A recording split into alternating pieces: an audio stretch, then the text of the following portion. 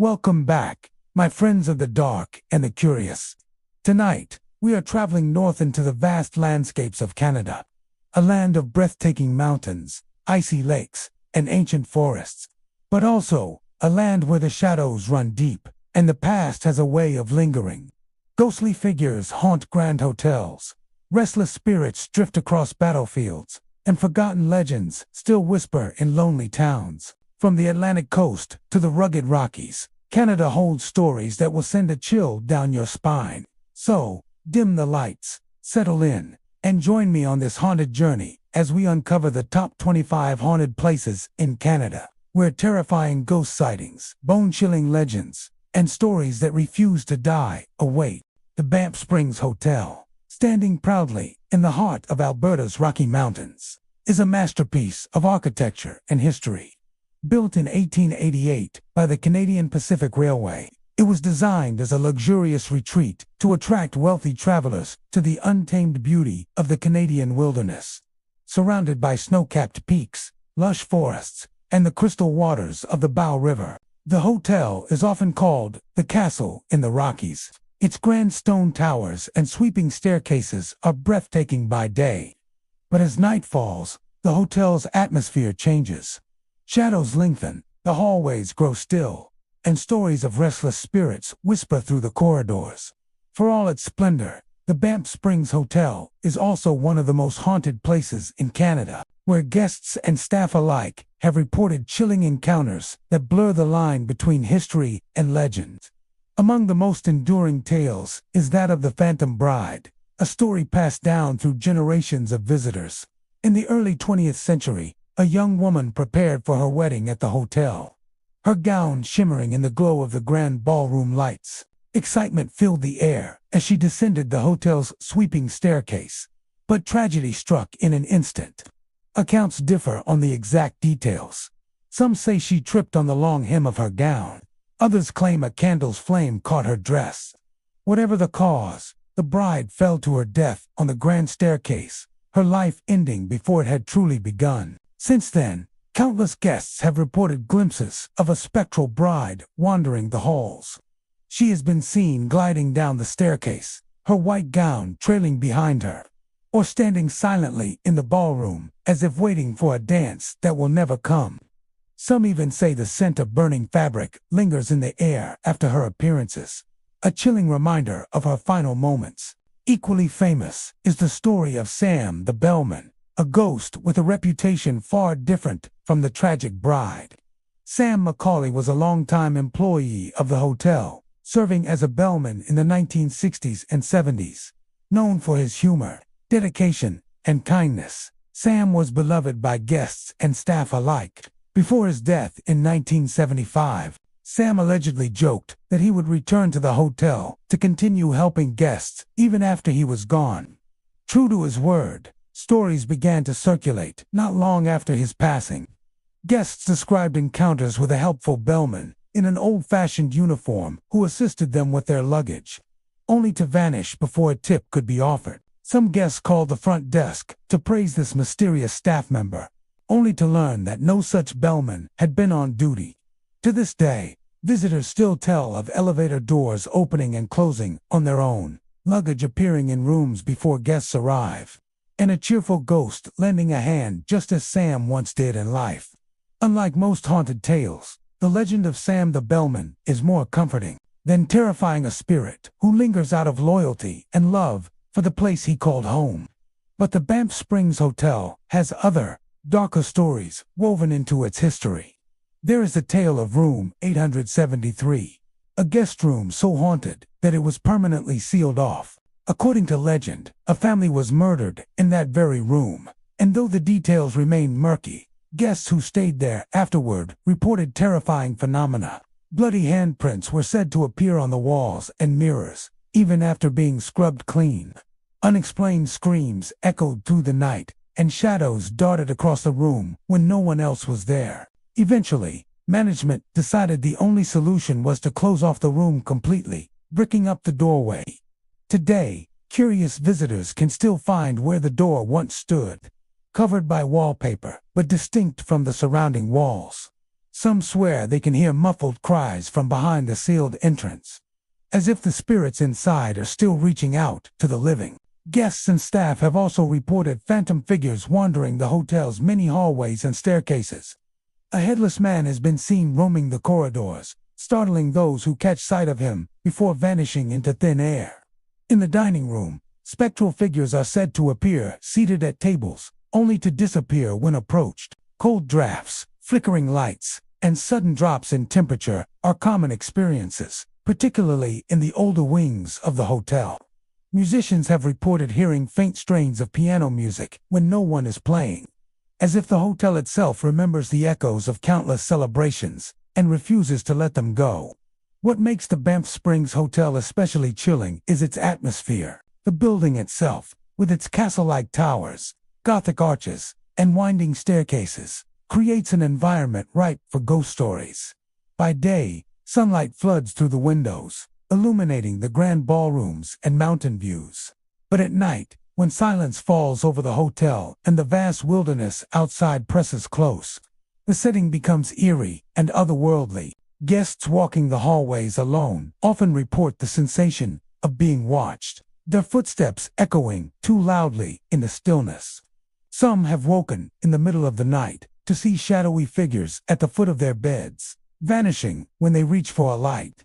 For all its ghostly legends, the Banff Springs Hotel remains one of Canada's most iconic destinations. Its beauty and history draw thousands of visitors each year, many eager to experience not just its luxury, but also its mysteries.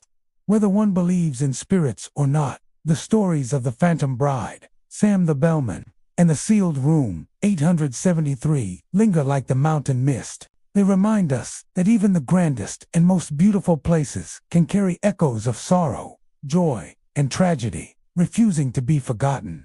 At the Banff Springs Hotel, history is alive, and perhaps so are some of its former guests, still roaming the halls of the castle in the Rockies. The Fairmont Chateau Laurier in Ottawa, Ontario, is one of Canada's most iconic hotels. Its limestone walls, copper roof, and elegant turrets rise above the Rideau Canal, resembling a French castle transplanted into the heart of the nation's capital.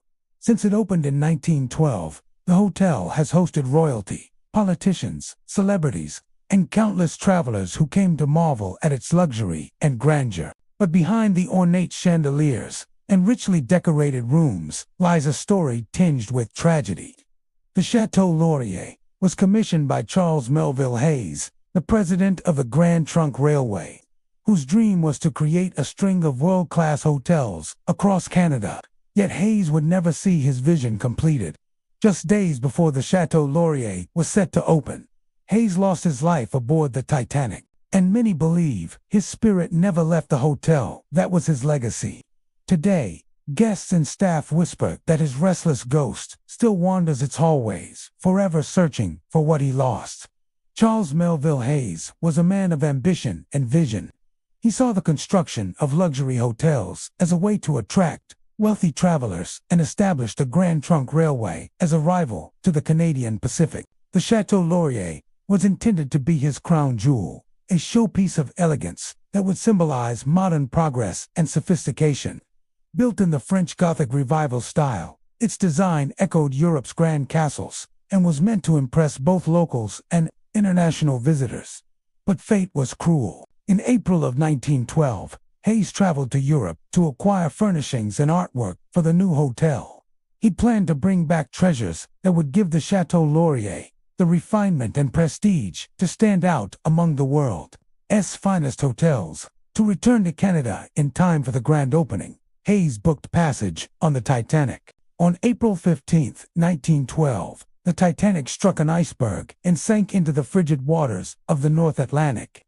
Hayes was among the more than 1,500 souls who perished that night. He was only 55 years old, and with him went the dreams of seeing his hotel's opening day. The Chateau Laurier opened its doors to the public on June 12, 1912, without the man who had made it possible. Though his body was eventually recovered and laid to rest, many believe his spirit remained tethered to the hotel. Unwilling to abandon the masterpiece he had poured his energy into, Over the years, guests and staff have reported unsettling experiences that point to Hayes's lingering presence. The most common sighting is of a man in a gray suit, often described as dignified in appearance, wandering the hotel's hallways late at night. He appears especially often near the areas that once housed the hotel's original offices and reception rooms, as if he is still overseeing the daily operations. Some guests have followed this mysterious figure, only to watch him vanish into thin air, leaving behind a chilling silence. Others claim the man in gray will pause, glance toward them with a solemn expression, and then dissolve before their eyes. Staff members working the night shift have also told of strange occurrences. Lights flicker on and off in rooms that are unoccupied. Doors open and close by themselves, even when securely latched. In some cases, telephones have rung in empty suites, and when answered, only static can be heard on the other end. Security guards patrolling the halls have reported cold spots that linger in otherwise warm areas, accompanied by the faint scent of cigar smoke, a detail that fits with accounts of Hayes' habits during his lifetime. Some stories suggest that Hayes is not merely wandering, but actively searching. Visitors say they have seen the ghostly figure lingering near the grand staircases or pacing the lobby, as though waiting for something or someone that never arrives. There are those who believe Hayes is searching for the lost treasures he never delivered from Europe, the luxurious furnishings and artwork he had intended for the Chateau Laurier. Others interpret his presence as an eternal dedication to the hotel itself, watching over it with the same determination that drove him in life. Not all of the Chateau Laurier's ghostly activity is attributed to Hayes. However, over the decades, guests have reported hearing phantom footsteps in their rooms, only to discover they are alone. Mirrors have been said to fog inexplicably, even without steam or heat. In some instances, guests have awakened in the night to see shadowy figures at the foot of their beds, watching silently before disappearing. These occurrences have given the hotel a reputation as one of Ottawa's most haunted landmarks. Though it remains an elegant and highly sought-after destination, the atmosphere of the Chateau Laurier plays a significant role in its haunting reputation. Its castle-like architecture, with long corridors, high ceilings, and richly decorated halls, creates an environment where echoes linger and shadows seem deeper than they should be. At night, when the bustle of the city outside quiets and the hotel's hallways grow still, it is easy to imagine the past pressing in, the weight of history mingling with the present. Guests walking alone often describe the feeling of being watched, as if unseen eyes follow them from the shadows. For those who know the story of Charles Melville Hayes, this sensation carries an added chill. Despite its ghostly legends, the Chateau Laurier is celebrated as one of Canada's grandest hotels, a place where history, politics, and culture have intersected for over a century. Its halls have hosted prime ministers, foreign dignitaries, and even royalty. But for many, the most enduring presence is not a figure of politics or celebrity, but the ghost of the man who dreamed it into existence. Charles Melville Hayes may have lost his life aboard the Titanic, but his spirit seems forever tied to the Chateau Laurier, ensuring that his vision is never forgotten. To this day, visitors who check into the Chateau Laurier are not only stepping into luxury but also into a living piece of history. Whether they encounter the man in the gray suit or simply feel his presence in the quiet moments of the night, they are reminded that the line between the past and present is thin. In the grand halls of the Chateau Laurier, time seems to stand still, and the restless spirit of its founder lingers, forever searching in the castle of Ottawa. The Keg Mansion in Toronto, Ontario, is one of the city's most elegant yet eerie landmarks. Standing proudly on Jarvis Street, its red brick facade, intricate woodwork, and grand architecture tell of a time when it was home to some of Toronto's wealthiest families. Built in 1867, the mansion was originally a private residence, and over the years it became one of the most talked about estates in the city. Its history is steeped in both luxury and sorrow, and while today it operates as a high-end steakhouse, many patrons come for more than just the food. They come for the ghost stories. The mansion first belonged to Arthur McMaster, a member of the influential McMaster family, before being sold to the Allen family, owners of the Massey Ferguson Company and one of Canada's most prominent dynasties. In its heyday, the home was a social hub, a place where Toronto's elite gathered for lavish dinners and glittering parties. Its grand staircase, stained glass windows, and ornate halls reflected wealth and power. But behind the opulence looked tragedy, and it is this tragedy that has forever marked the building. One of the most enduring stories tied to the Keg Mansion involves a maid whose grief turned into despair. In 1915, Lillian Massey, a member of the influential Massey family, passed away. Lillian was beloved not only by her family, but also by the staff who worked in the mansion. According to legend, one of her maids was so devastated by her death that she could not bear the thought of living without her. In her grief, the maid took her own life by hanging herself from the grand staircase in the home. From that moment on, the mansion was no longer just a place of wealth and beauty. It became a house of sorrow, a location marked by the spirit of a woman who could not move on. Over the years, countless patrons and employees of the restaurant have reported seeing her ghost. The most common sighting is that of a figure hanging from the staircase, swaying slowly back and forth as if suspended in time. Some guests describe looking up toward the upper floors only to see the pale form of a woman in old-fashioned clothing swinging in silence. Others have sworn they caught sight of her shadow reflected against the walls or mirrors, even though the staircase itself appeared empty. Employees who work late into the night often speak of an unsettling presence in the mansion. After the last patrons have left and the restaurant grows quiet, footsteps echo across the floors, even when no one is there. Staff cleaning the dining areas report hearing faint sobbing that seems to drift down from the staircase. Some have felt sudden cold spots while climbing the stairs, as though they had stepped into the middle of the ghost's lingering grief. A few have even admitted to refusing to go upstairs alone, convinced that the maid's sorrowful spirit still lingers near the spot where she ended her life. But the maid is not the only ghost said to wander the Keg Mansion. Over the decades, other stories have emerged of strange phenomena that cannot be explained. Some guests have reported seeing ghostly children running through the hallways, laughing and playing before vanishing into thin air. This has led to speculation that other tragedies befell the families who once lived there, or that the children's laughter is a residual echo of a past life in the mansion. In the women's restroom on the second floor, several patrons have described the unsettling experience of feeling watched or of hearing whispers when they were alone. A few have even claimed to see the apparition of a small boy who appears in the mirrors, staring silently before disappearing. The atmosphere of the Keg Mansion itself adds weight to these ghostly tales. With its dark wood paneling, stained glass windows, and dramatic staircase, the building retains much of its old-world elegance. At night, when the lights are dim and shadows gather in the corners, the mansion seems to transform into a place caught between two worlds. Diners often describe the sensation of being transported back in time, surrounded by the ghosts of Toronto's wealthy past. For some, that sense of history is charming. For others, it is deeply unsettling. One of the most chilling aspects of the Keg Mansion's haunting is how persistent the stories are. Unlike fleeting legends that fade over time, the ghost of the maid continues to be reported by both staff and customers.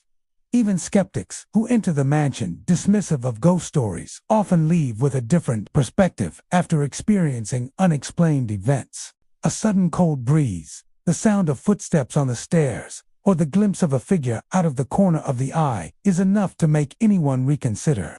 The mansion's reputation as one of Toronto's most haunted locations has only grown over the years. Ghost tours of the city frequently include it as a highlight, and it has become a favorite destination for paranormal enthusiasts. Some come hoping to see the maid for themselves, while others are simply drawn to the building's history and beauty. For those who do witness something unexplained, the experience lingers long after the meal is finished. What makes the story of the Keg Mansion particularly haunting is its emotional depth. The spirit said to remain is not one of anger or malice, but of sorrow and despair. The maid's story is one of loyalty and grief, of a life cut short by heartbreak. It is this emotional connection that makes her ghost so memorable. Patrons who claim to have seen her describe not just fear, but also a sense of sadness, as though they were witnessing a soul forever trapped in mourning. The Fairmont Royal York in Toronto is one of Canada's most iconic hotels, a towering landmark of elegance and history since it first opened its doors in 1929. For nearly a century, it has welcomed royalty, celebrities, dignitaries, and travelers from around the world. Its grand lobby, opulent ballrooms, and ornate hallways speak of another era, a time when the hotel was a jewel of Toronto's skyline and the very definition of luxury. Yet beneath its glamour lies something more mysterious. Whispers of ghostly encounters and inexplicable happenings have followed the Royal York for decades, transforming it from simply a historic hotel into one of the city's most haunted places. Guests and staff alike have reported chilling stories, and they all seem to circle back to a few consistent themes: phantom footsteps, strange lights, and the apparition of a woman in white. This mysterious figure has been seen gliding through the hallways of the upper floors, her long gown trailing silently behind her. Those who have encountered her describe her as serene yet unsettling, her face pale, her expression unreadable. Some speculate she may be the spirit of a woman who took her own life in the hotel many years ago, while others wonder if she could be a lost guest who never truly checked out. One of the most common reports involves guests hearing footsteps echoing through the corridors late at night, long after the halls are empty. Many have said they heard the steady tread of someone walking directly behind them, only to turn and find no one there. Some even claim the footsteps quicken if they speed up, as though the unseen presence is matching their pace. These experiences are often described as more unnerving than outright terrifying, subtle reminders that the Royal York may house more guests than those who booked a room. Another area of the hotel known for strange occurrences is the stairwells and service corridors, places staff move through daily. Workers have reported lights flickering in areas that were perfectly maintained, or doors opening and closing by themselves when no one else is around. More chillingly, some employees have described the sensation of being watched while walking the quieter hallways, as if unseen eyes were following them from the shadows. Even seasoned staff members who have worked at the hotel for decades admit that certain places give them pause. But it is the story of the woman in white that dominates the Royal York as haunted lore. She is often seen on the upper levels of the hotel, sometimes near the ballroom, other times in the hallways of the guest rooms. One account tells of a couple who woke in the night to find her standing at the foot of their bed, her pale figure glowing faintly in the dark. She vanished the moment they screamed, leaving behind only a lingering chill in the air. Others have claimed to see her moving down the halls, her head slightly bowed as if in sorrow.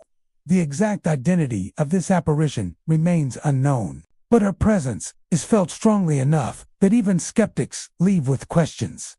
Over the years, paranormal investigators have been drawn to the Royal York, eager to explore its haunted reputation. Some report capturing unexplained sounds, faint whispers caught on audio recordings, or sudden bursts of static as though something unseen were interfering with their equipment. Thermal cameras have detected cold spots in otherwise warm rooms, and electromagnetic spikes have been noted in areas with no electrical sources nearby. These findings may not be proof, but they deepen the hotel's supernatural mystique. Beyond its paranormal reputation, the Royal York's history alone gives weight to these stories. Built during a period of optimism and grandeur, the hotel was designed to be a crown jewel of Toronto's hospitality industry.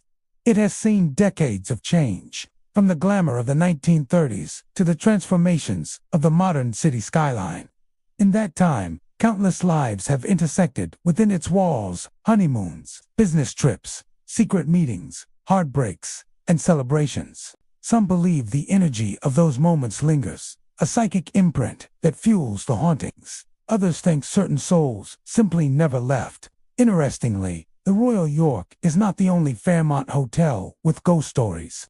Many of the chain's historic properties across Canada have similar tales: figures in white gowns, phantom sounds, lingering presences. Some suggest that these older hotels built in the Grand Railway era, naturally hold on to memories and spirits from the past.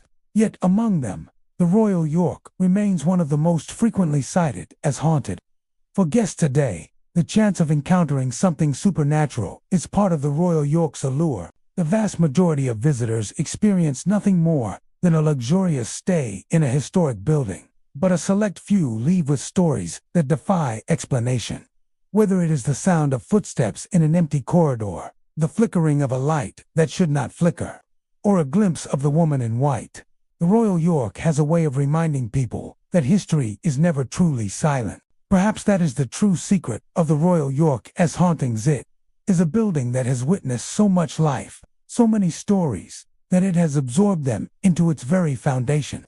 And every so often, those stories slip through the cracks, appearing as whispers, shadows, or the silent gaze of a woman who drifts through its grand hallways, forever caught between past and present. For those who stay the night, the question lingers: are you truly alone in your room? Or is something still walking the halls, keeping watch in the shadows of Toronto's most famous hotel? The Algonquin Resort in St. Andrews, New Brunswick, is one of Canada's most storied hotels. Perched on the shores of Passamaquoddy Bay, it first opened in 1889 as a luxurious retreat for the wealthy. A place where travelers from across North America could escape the sweltering cities and bask in the cool maritime air. Its red roof, timbered gables, and grand design give it the look of a seaside castle, blending charm and elegance with the rugged beauty of the Bay of Fundy. Yet for all its luxury, the Algonquin holds a darker reputation as well. For more than a century, guests and staff have whispered of ghostly encounters within its walls, with the most famous spirit said to be a bride who never saw her wedding day fulfilled. The legend of the Phantom Bride is the heart of the Algonquin's haunting. As the story goes, a young woman once traveled to the resort with her preparing for what was meant to be the happiest day of her life. Dressed in white, with her veil flowing and her heart full of hope, she awaited her groom. But tragedy struck. Some versions of the tale say he never arrived, abandoning her in cruel betrayal. Others claim that death itself intervened, robbing her of the life she dreamed of. Whatever the truth, her wedding day ended not with celebration, but with despair. Overcome with grief, the bride died within the walls of the hotel, some say by her own hand, others by illness or a broken heart. Her spirit, it is said, has never left. Guests wandering the long hallways late at night have reported seeing a woman in a flowing white gown, drifting silently through the corridors. Her veil trails behind her as she moves, her steps making no sound on the old wooden floors. Some describe her as beautiful, yet sorrowful, her face pale and her eyes filled with longing as she searches for something she will never find. There are those who have encountered her in their rooms, waking suddenly in the night to see her standing at the foot of the bed, gazing down before vanishing into nothingness. Others have spotted her reflection in mirrors, even when the room itself appeared empty. But the Algonquin's haunted reputation does not rest solely on the figure of the bride. The resort is also known for mysterious sounds that echo through the night. Among the most famous of these is the piano. Guests and staff alike have reported hearing the strains of music drifting through the halls long after midnight. Though the piano in the lounge stands untouched, the notes are often soft and mournful, as if someone is playing a song of sorrow. Those who have followed the sound find it fading as they approach, leaving only silence in its wake. Some believe it is the bride herself, expressing her grief through music.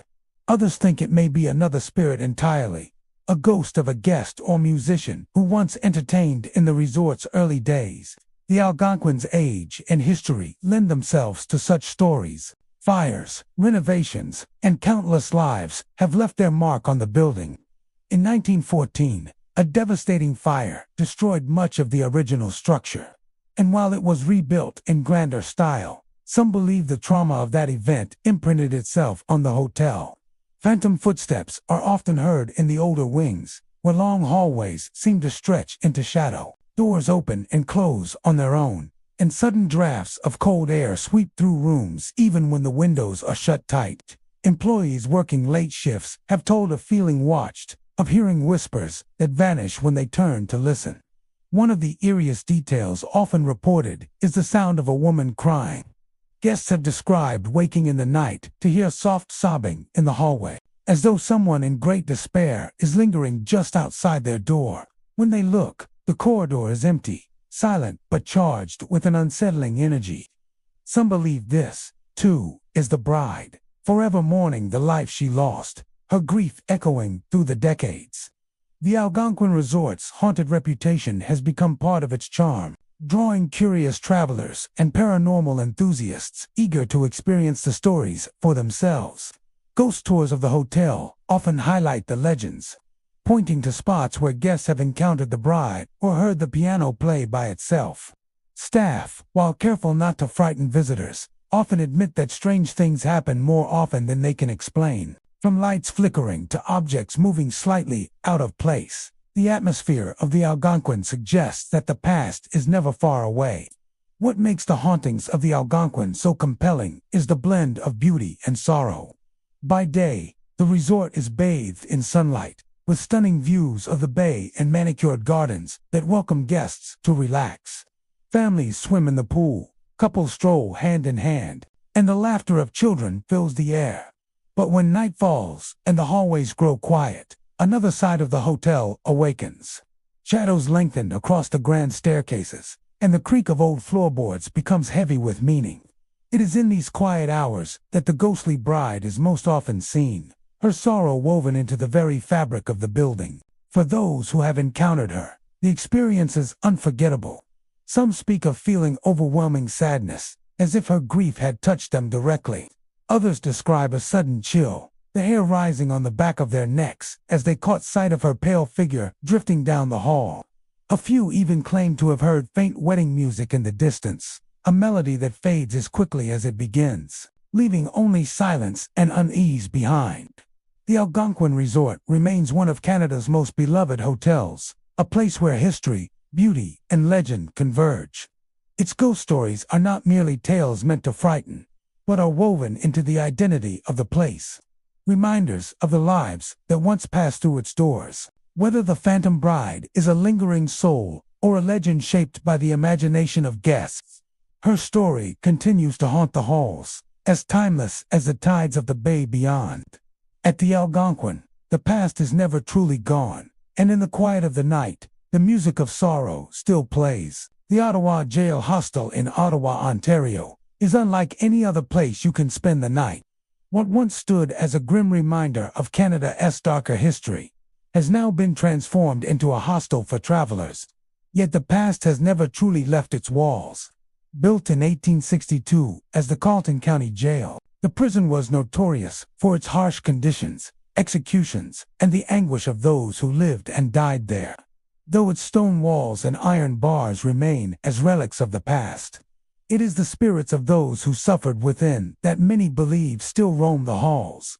Guests who check in often expect a unique experience, but few are prepared for the chilling encounters that await them. The most infamous ghost said to haunt the hostel is that of Patrick James Whelan. In 1869, Whelan was convicted and executed for the murder of Thomas D'Arcy McGee, one of Canada's most beloved politicians and fathers of Confederation.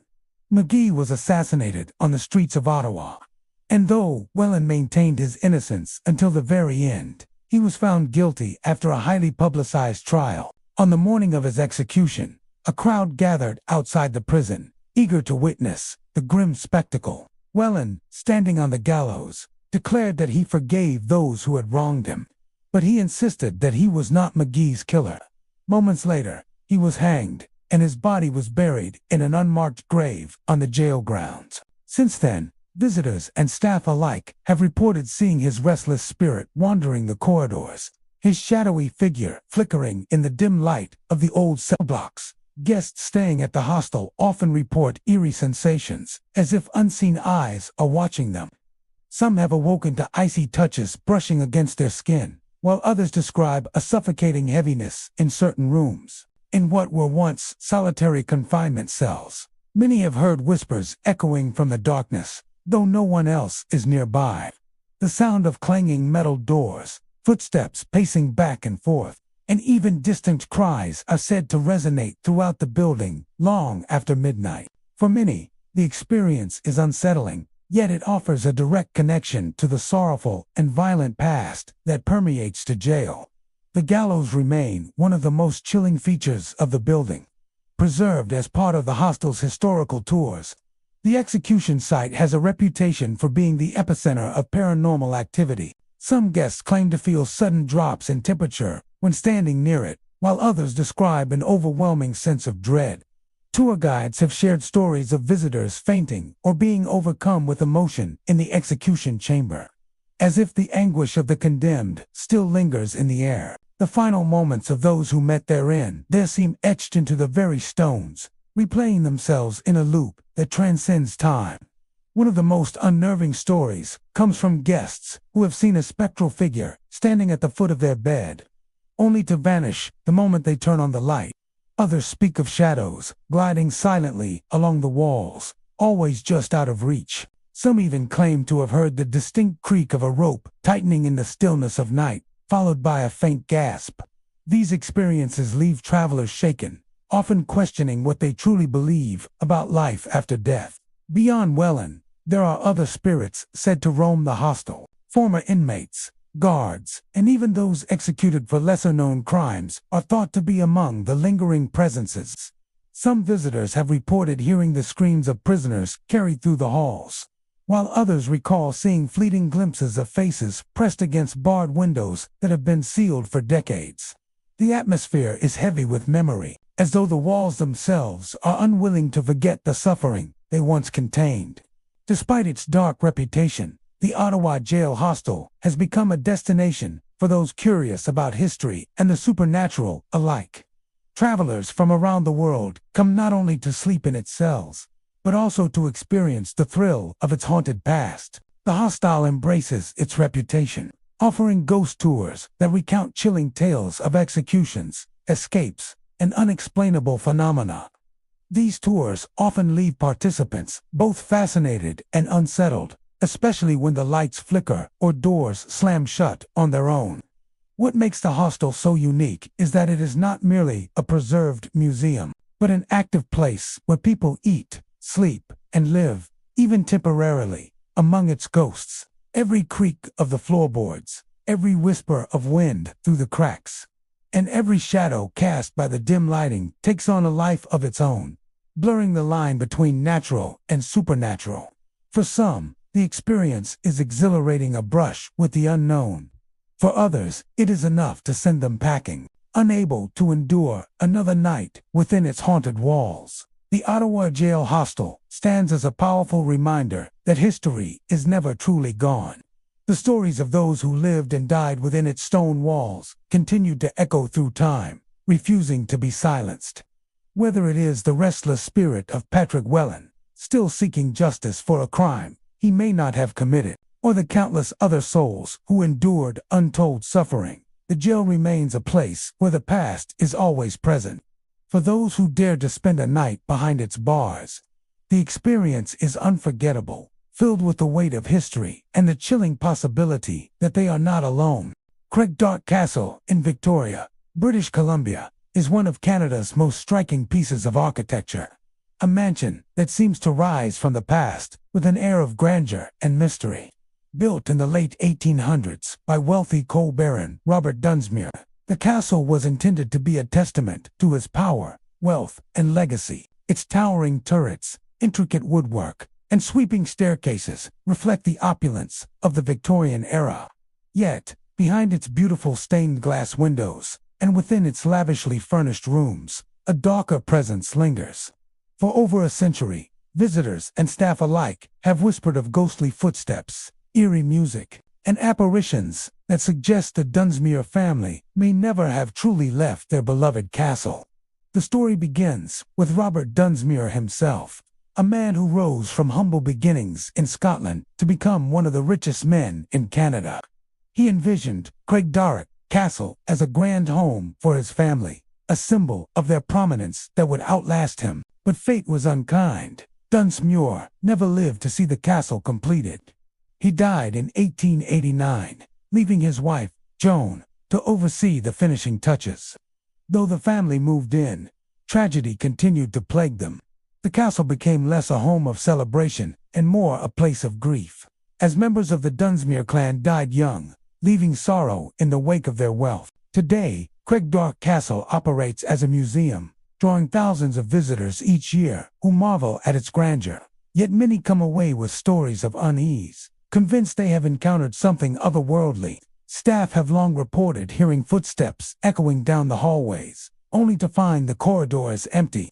Tourists have claimed to see shadowy figures at the ends of staircases, or to catch fleeting glimpses of faces in mirrors that vanish when they turn for a closer look.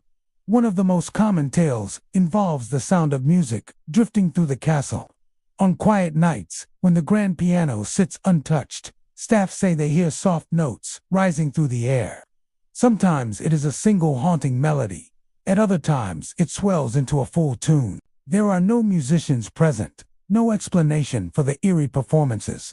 Some believe it is the spirit of Joan Dunsmuir herself, who loved to entertain guests with music and parties during her lifetime. Others wonder if it could be one of her daughters, whose lives were cut short and who might still linger, yearning for the pleasures they lost. The castle's grand staircase is another hotspot for unexplained activity. Several visitors have described the sensation of being watched as they climb the steps, a weight of unseen eyes pressing down upon them. At times, people have reported seeing the faint outline of a woman in period clothing, standing on the landing. She is often described in dark gowns, her face pale and sorrowful. Could this be Joan, warning the family she buried one by one? Or is it one of the daughters, caught forever in the liminal space between life and death? Children visiting the castle have also made strange claims. Some have tugged on their parents' arms, insisting they saw another child waving from one of the upstairs rooms, only for the space to be entirely empty. Others have said they heard laughter, faint but distinct, echoing through the halls. Staff, too, have heard these sounds, particularly in the nursery, where small toys sometimes seem to move from place to place. It is as though the young spirits of the Dunsmuir family refuse to be forgotten, still playing in the home their father built for them. One chilling account comes from a former night watchman who claimed to have locked the castle's doors one evening, only to hear the sound of footsteps pacing above him on the second floor. When he went to investigate, he found the hallways deserted, but the sensation of being followed never left him. Another staff member told of hearing a woman sobbing in one of the rooms. When she opened the door, the crying stopped instantly, and the room was cold, the air thick with unease. For many, Craigdarroch Castle embodies more than just architectural grandeur. It is a living monument to the past, soaked with the emotions of those who once called it home. The Dunsmuirs lived lives of wealth, privilege, and influence, but they also knew grief, loss, and tragedy. Perhaps that sorrow was too strong to fade, binding their spirits to the place Robert Dunsmuir envisioned as his family's eternal legacy. Even skeptics who dismiss ghost stories admit there is something unusual about the atmosphere of the castle. The air seems heavier in certain rooms, as if the past has not fully released its hold. Tour guides have remarked that visitors often become unsettled without explanation, feeling cold drafts in sealed rooms or shivers down their spines when standing near the grand staircase. Whether or not one believes in spirits, there is no denying that Craigdarroch Castle carries an aura of mystery. A sense that the walls themselves remember every joy and sorrow that once unfolded within. The combination of wealth, tragedy, and time has created a perfect storm for haunting tales. And Craigdarroch Castle remains one of Victoria's most enduring supernatural landmarks. Those who step inside find themselves immersed, not just in history, but in the lingering presence of lives once lived so vividly that they seem unwilling to fade. The whispers, the footsteps, the phantom music, each is a reminder that some legacies cannot be contained to books or artifacts. Some live on, moving through the halls like echoes of memory, refusing to be silenced. Craigdarroch Castle was meant to be a monument of triumph, but it became something else entirely. It stands today as a reminder that death does not always sever ties, and that some families, bound by love or sorrow, never truly leave the places they once cherished. For those who walk its halls, The castle is more than a museum. It is a place where history and the supernatural walk side by side, where the past lingers in every creak of the floorboards and every mysterious note of phantom music drifting through the air. The Fort Garry Hotel in Winnipeg, Manitoba, rises like a grand sentinel of another era. Its limestone facade and castle-like turrets hinting at an age when luxury and elegance defined travel. Opened in 1913 as one of the Canadian Pacific Railway's grand hotels, it was designed to impress weary travelers and visiting dignitaries alike. Yet behind the marble floors and glittering chandeliers, the hotel harbors shadows of sorrow. Guests whisper of ghostly encounters, most famously with the spirit of a grieving bride who took her own life in room 202. Her story, and the paranormal echoes that surround it, have become inseparable from the hotel's mystique. The tale of the weeping bride begins with tragedy. According to local lore, the young woman checked into the Fort Garry on her wedding night. Newly married, she and her husband were to begin their life together in joy. But sometime during that night, devastating news shattered her happiness. Her husband had died in an accident. Overwhelmed with grief, she retreated to room 202. In the throes of despair, she took her own life. Since that night, her sorrow has lingered in the room and beyond, as if the walls themselves absorbed her anguish. Guests who stay in room 202 report waking suddenly in the dead of night, their eyes adjusting to the dim glow of the room, only to find a figure standing silently at the foot of their bed. A woman in a flowing white gown, her face pale and streaked with tears, stares at them with hollow eyes. She does not speak, but her presence is chilling. Some say she lingers for only a moment before vanishing. Others recount that she drifts closer, her despair pressing upon them like a suffocating weight before fading into nothingness. Staff at the Fort Garry have their own stories. Housekeepers assigned to room 202 often dread their duties. One former employee claimed she entered the room to find the bed already disturbed, as though someone had just been lying there, though the room had not been booked for days. Another reported seeing an impression in the mattress form right before her eyes, as if an unseen guest had settled onto the bed. On more than one occasion, the sound of quiet sobbing has been heard coming from the bathroom, only for the room to be empty upon inspection. The weeping bride may be the most famous spirit of the Fort Garry, but she is not alone. Other guests and staff have spoken of strange happenings throughout the hotel. On the 10th floor, some have claimed to see a woman dressed in 1920s attire wandering the halls before vanishing into thin air. In the dining room, the clinking of cutlery and the faint strains of music have been reported long after the last guest has departed, as though a spectral banquet still lingers in time. Even the grand ballroom has its mysteries. Dancers in old-fashioned clothes are sometimes glimpsed in the mirrored walls, reflections of people who aren't there. Paranormal investigators who have explored the hotel often describe an overwhelming atmosphere in room 202. Sensitive equipment has recorded sudden temperature drops, electromagnetic spikes, and unexplained voices. In one chilling account, a recording device captured what sounded like a woman weeping softly. Her words indistinguishable, but her pain unmistakable. Investigators noted that the sorrow felt in the room seemed to reach out, drawing visitors into the lingering grief of the long-dead bride. Not all encounters are terrifying. Some guests describe their brushes with the spectral bride as profoundly sad rather than frightening. One woman who stayed in room 202 recalled waking to see the apparition at her bedside. Instead of fear, she felt overwhelming compassion for the spirit. She later said, "It seemed as though the bride was not trying to scare her, but rather seeking someone who could feel her sorrow, if only for a moment." Such stories paint a picture of a ghost, not born of anger, but of heartbreak, tethered eternally to the place where her life unraveled. The Fort Garry Hotel embraces its haunted reputation carefully. While not every guest is told the stories outright, the legends have become part of the hotel's allure. Paranormal tours and ghost hunts occasionally bring curious visitors, eager to experience the supernatural for themselves. The hotel's historic charm makes it a popular destination for weddings and romantic getaways. An ironic contrast to the tragic fate of the weeping bride.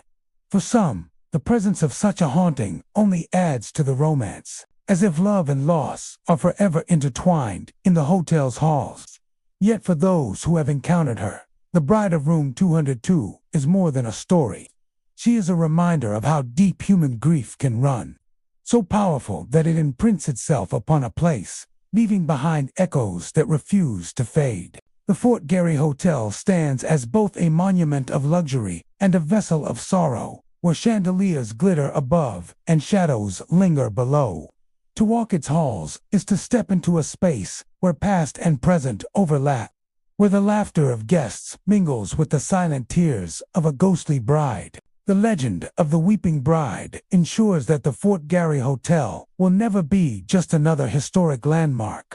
It is a place where the veil between worlds seems thinner, where love lost to tragedy still haunts the living, and where one woman's despair continues to echo more than a century later. Guests may come for the grandeur and elegance, but many leave with a story they will never forget, a story of icy touches in the night, footsteps that follow unseen, and the heartbreaking figure of a bride forever waiting in room 202.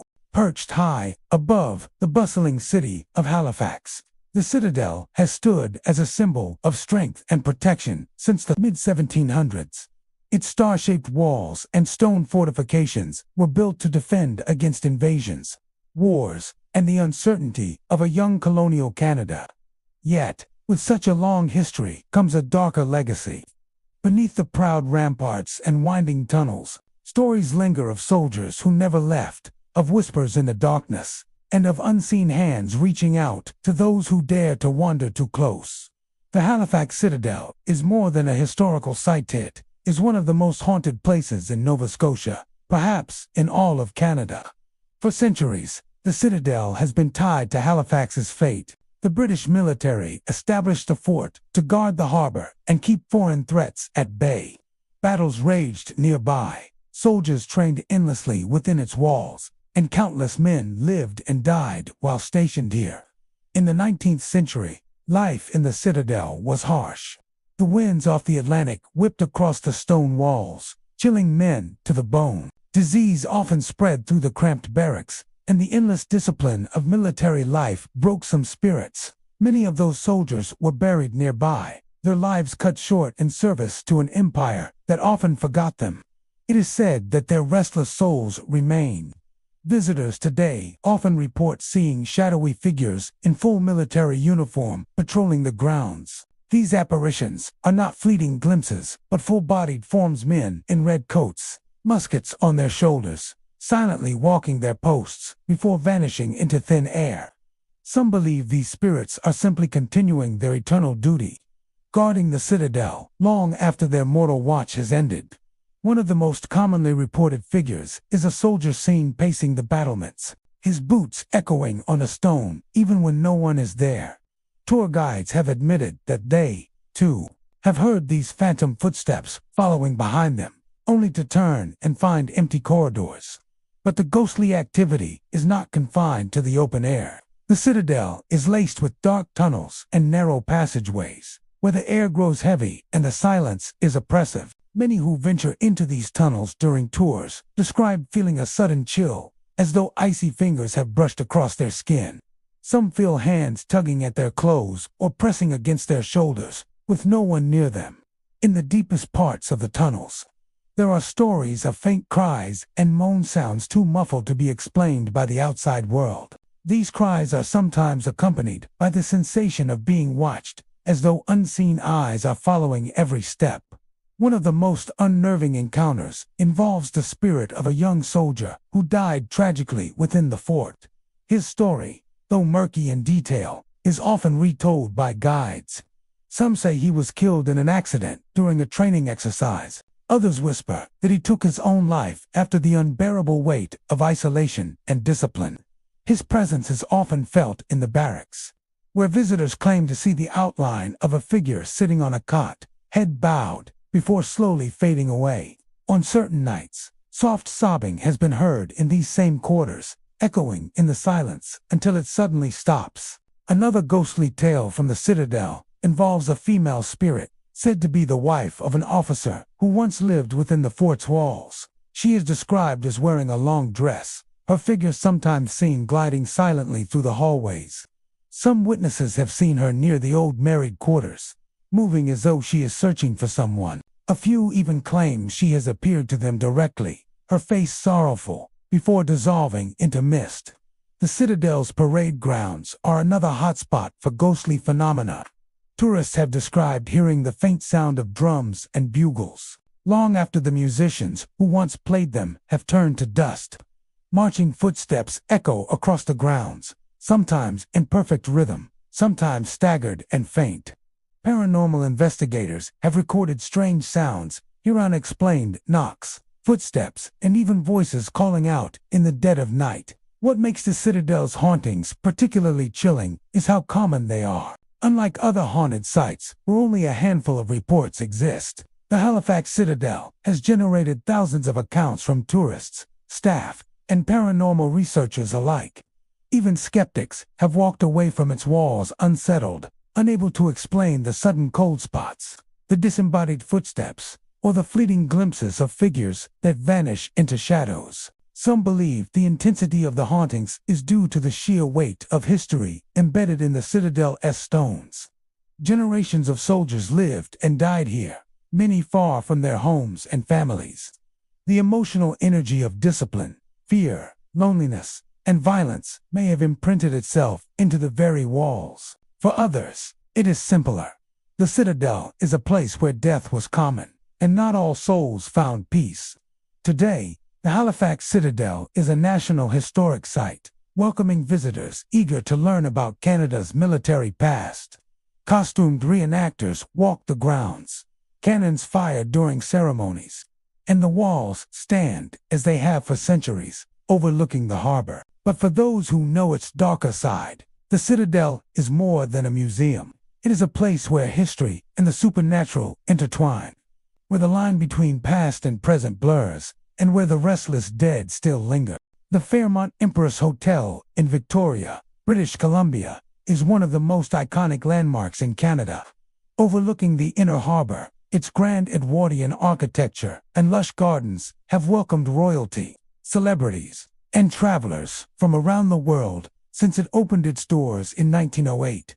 But behind its luxurious image lies a darker reputation, one woven with whispers of restless spirits who continue to roam its halls long after their earthly lives ended. Guests and staff alike have reported ghostly figures, strange sounds, and eerie sensations that give the impression that the hotel is as alive with the past as it is with the present. One of the most enduring legends tied to the Empress Hotel concerns its very architect, Francis Rattenbury. Rattenbury was a prominent and controversial figure in British Columbia during the early 20th century. He designed several of the province's most important structures, including the British Columbia Parliament buildings and, of course, the Empress. But despite his professional success, his personal life ended in tragedy. After a scandalous affair and a bitter divorce, Rattenbury was brutally murdered in England by his wife's younger lover in 1935. His untimely and violent end seemed to tie his restless soul to the Empress Hotel, one of his proudest achievements. Guests and staff have claimed to see a tall, thin man dressed in old-fashioned attire wandering the hallways, particularly on the upper floors. His apparition is often described as solemn and distant, as though he is still surveying the grand creation that outlived him. But Rattenbury is not the only spirit said to haunt the Empress. Over the decades, reports of ghostly maids continuing their eternal duties have become common. Several staff members have admitted to encountering figures dressed in outdated uniforms, pushing carts or appearing in hallways, only to vanish when approached. Some claim these maids are connected to tragic accidents that occurred in the hotel's early years, while others believe they are simply the lingering presence of hardworking women who dedicated their lives to service. One story tells of a maid who became distraught after a doomed love affair with a guest, ending her own life within the hotel. Her apparition is said to appear most often to women traveling alone, as though she feels compelled to reach out to others who share her sorrow. Guests who stay at the Empress often report peculiar experiences that defy explanation. Phantom footsteps are one of the most commonly described phenomena, echoing through the long hallways when no one is present. Some visitors have awakened in the night to the sound of knocking on their doors, only to find the hallway empty when they open it. Others describe the sensation of being watched, or a sudden drop in temperature, as though someone unseen has entered the room. In the hotel's older wings, some guests have even claimed to see their luggage moved, their lights flickering on and off, or a figure reflected in the mirror that does not match their own. The Empress is also known for a curious spirit believed to be an elderly woman. She has been seen wandering the halls in a long nightgown, knocking on guest room doors, as though searching for something. According to those who have encountered her, she seems lost and confused, and some speculate that she may be the ghost of a former guest who died during her stay. Witnesses say that when they try to speak to her, she silently fades away, leaving only the cold air of her presence behind. One of the eeriest parts of the hotel is its basement, a maze of service corridors and storage areas. Staff working in these areas have spoken of sudden chills, whispered voices, and the feeling of being followed. Some refuse to enter alone after dark, believing that shadows move in the corners just out of sight. There are even stories of objects being moved or thrown by unseen hands, as though some spirit still lingers angrily in the depths of the hotel. The history of the Empress is filled with both grandeur and sorrow, and its hauntings seem to reflect this balance.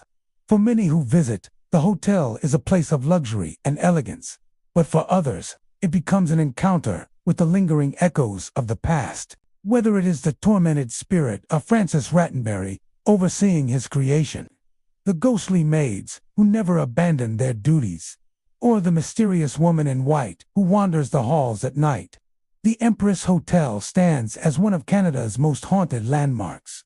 Today, travelers continue to flock to the Empress, both for its beauty and its legends. Ghost tours and paranormal investigations often highlight its chilling reputation, drawing curious guests who want to experience its haunted side for themselves. For some, the strange sensations and fleeting figures are easily dismissed as tricks of the imagination. For others, the encounters are too vivid and personal to deny. Either way, the Empress remains a place where the line between the living and the dead feels thin, where the past is never entirely gone, and where the spirits of history walk alongside those who come to rest in its rooms. The Fairmont Empress is more than a hotel. It is a living monument to the passage of time, where luxury, tragedy, and the supernatural intertwine. Its grand halls may shine with the elegance of modern hospitality, but its shadows are alive with memories that refuse to fade. For those who step inside, the question always lingers. Are you truly alone in the Empress Hotel? Or are you sharing its corridors with the ghosts of those who never checked out? The Fairmont La Chateau, Frontenac, in Quebec City, Quebec, is more than just an iconic hotel. It is a living monument to centuries of history. Towering over the St. Lawrence River, its grand turrets, steep roofs, and castle-like presence make it one of the most photographed landmarks in Canada. Built in the late 19th century by the Canadian Pacific Railway, the hotel was designed to attract luxury travelers and cement Quebec City's place as a premier tourist destination. Yet beneath its elegance and grandeur lies a layer of mystery and legend. For over a century, visitors have reported ghostly encounters within its walls, the most famous of which involves the spirit of Governor Louis de Boyd, Comte de, who died in 1698. Even centuries later, it is said that his presence lingers, particularly around the lobby and the halls that bear witness to countless travelers passing through. Louis de Boyd, a man of power and influence, served as governor of New France during the late 17th century. He was a formidable leader, known for his sharp intellect, his ability to negotiate and enforce the authority of the crown, and his complex personality that combined charm with ruthlessness. He was both admired and feared by those who lived under his rule. When he passed away in 1698, the colony mourned the loss of a man whose presence had shaped the political and social landscape of New France. Some believe that his spirit never truly left the city he governed, and when the Chateau Frontenac was built centuries later on the historic site of earlier fortifications, it became the perfect home for a lingering soul with unfinished business. Guests and staff of the Chateau Frontenac have long shared stories of inexplicable encounters. One of the most frequently reported experiences occurs near the lobby, where many claim to have seen a dignified man in 17th century attire, long coat, lace collar, and hat, with a feather walking purposefully through the hallways. Witnesses say he moves with a deliberate stride, as if inspecting the hotel, and disappears when approached. Some describe the sensation of being watched, a subtle pressure or chill that lingers even after the figure has vanished. Many who encounter him believe they are seeing the ghost of Governor Frontenac himself, still surveying his city and the legacy he left behind. Other reports are less visual, but equally unsettling. Guests have described sudden drops in temperature in certain hallways, the faint smell of tobacco or wood smoke in rooms where no fireplace is lit, and a sense of presence that is difficult to explain. The hotel's upper floors, particularly the suites closest to the historic core of the building, are said to be hotspots for paranormal activity. Footsteps echo in empty corridors, doors open and close on their own, and mirrors sometimes reflect shapes that do not belong to anyone standing nearby. Longtime employees speak of these experiences as almost routine, noting that the chateau seems to harbor its own memory, replaying fragments of the past for those sensitive enough to notice. One particularly chilling story comes from a guest who reported seeing the governor in the late evening near the main lounge. She had been walking toward her room when she noticed a tall figure standing near the grand staircase. At first, she assumed it was another guest, but as she approached, the figure vanished, leaving behind a cold draft and a faint echo of what sounded like a dignified, commanding voice. Later, when recounting her experience, she learned about Frontenac and realized that the description of the apparition matched historical portraits of the governor almost perfectly. The Chateau Frontenac also has its share of subtle, more atmospheric haunting. In some rooms, guests report that the lights flicker or dim without explanation. In others, the feeling of being observed grows so intense that it prevents them from sleeping, even in broad daylight. Some have reported hearing soft whispers or murmurs when the halls are empty, voices that seem to drift through the walls and stairwells. The governor is not known to be a malicious presence. Rather, his spirit appears to be tied to a sense of duty and vigilance, continuing to watch over the hotel and the city he once governed. The combination of history, luxury, and legend has made the Chateau Frontenac a magnet for travelers intrigued by the paranormal. Ghost tours are occasionally offered, highlighting stories of Louis de Boyd and other spirits said to haunt the building. Guides often point out areas where apparitions are most frequently seen, including the lobby, the grand staircase, and rooms overlooking the St. Lawrence River. Some visitors come in search of thrills, hoping to glimpse a figure from the past.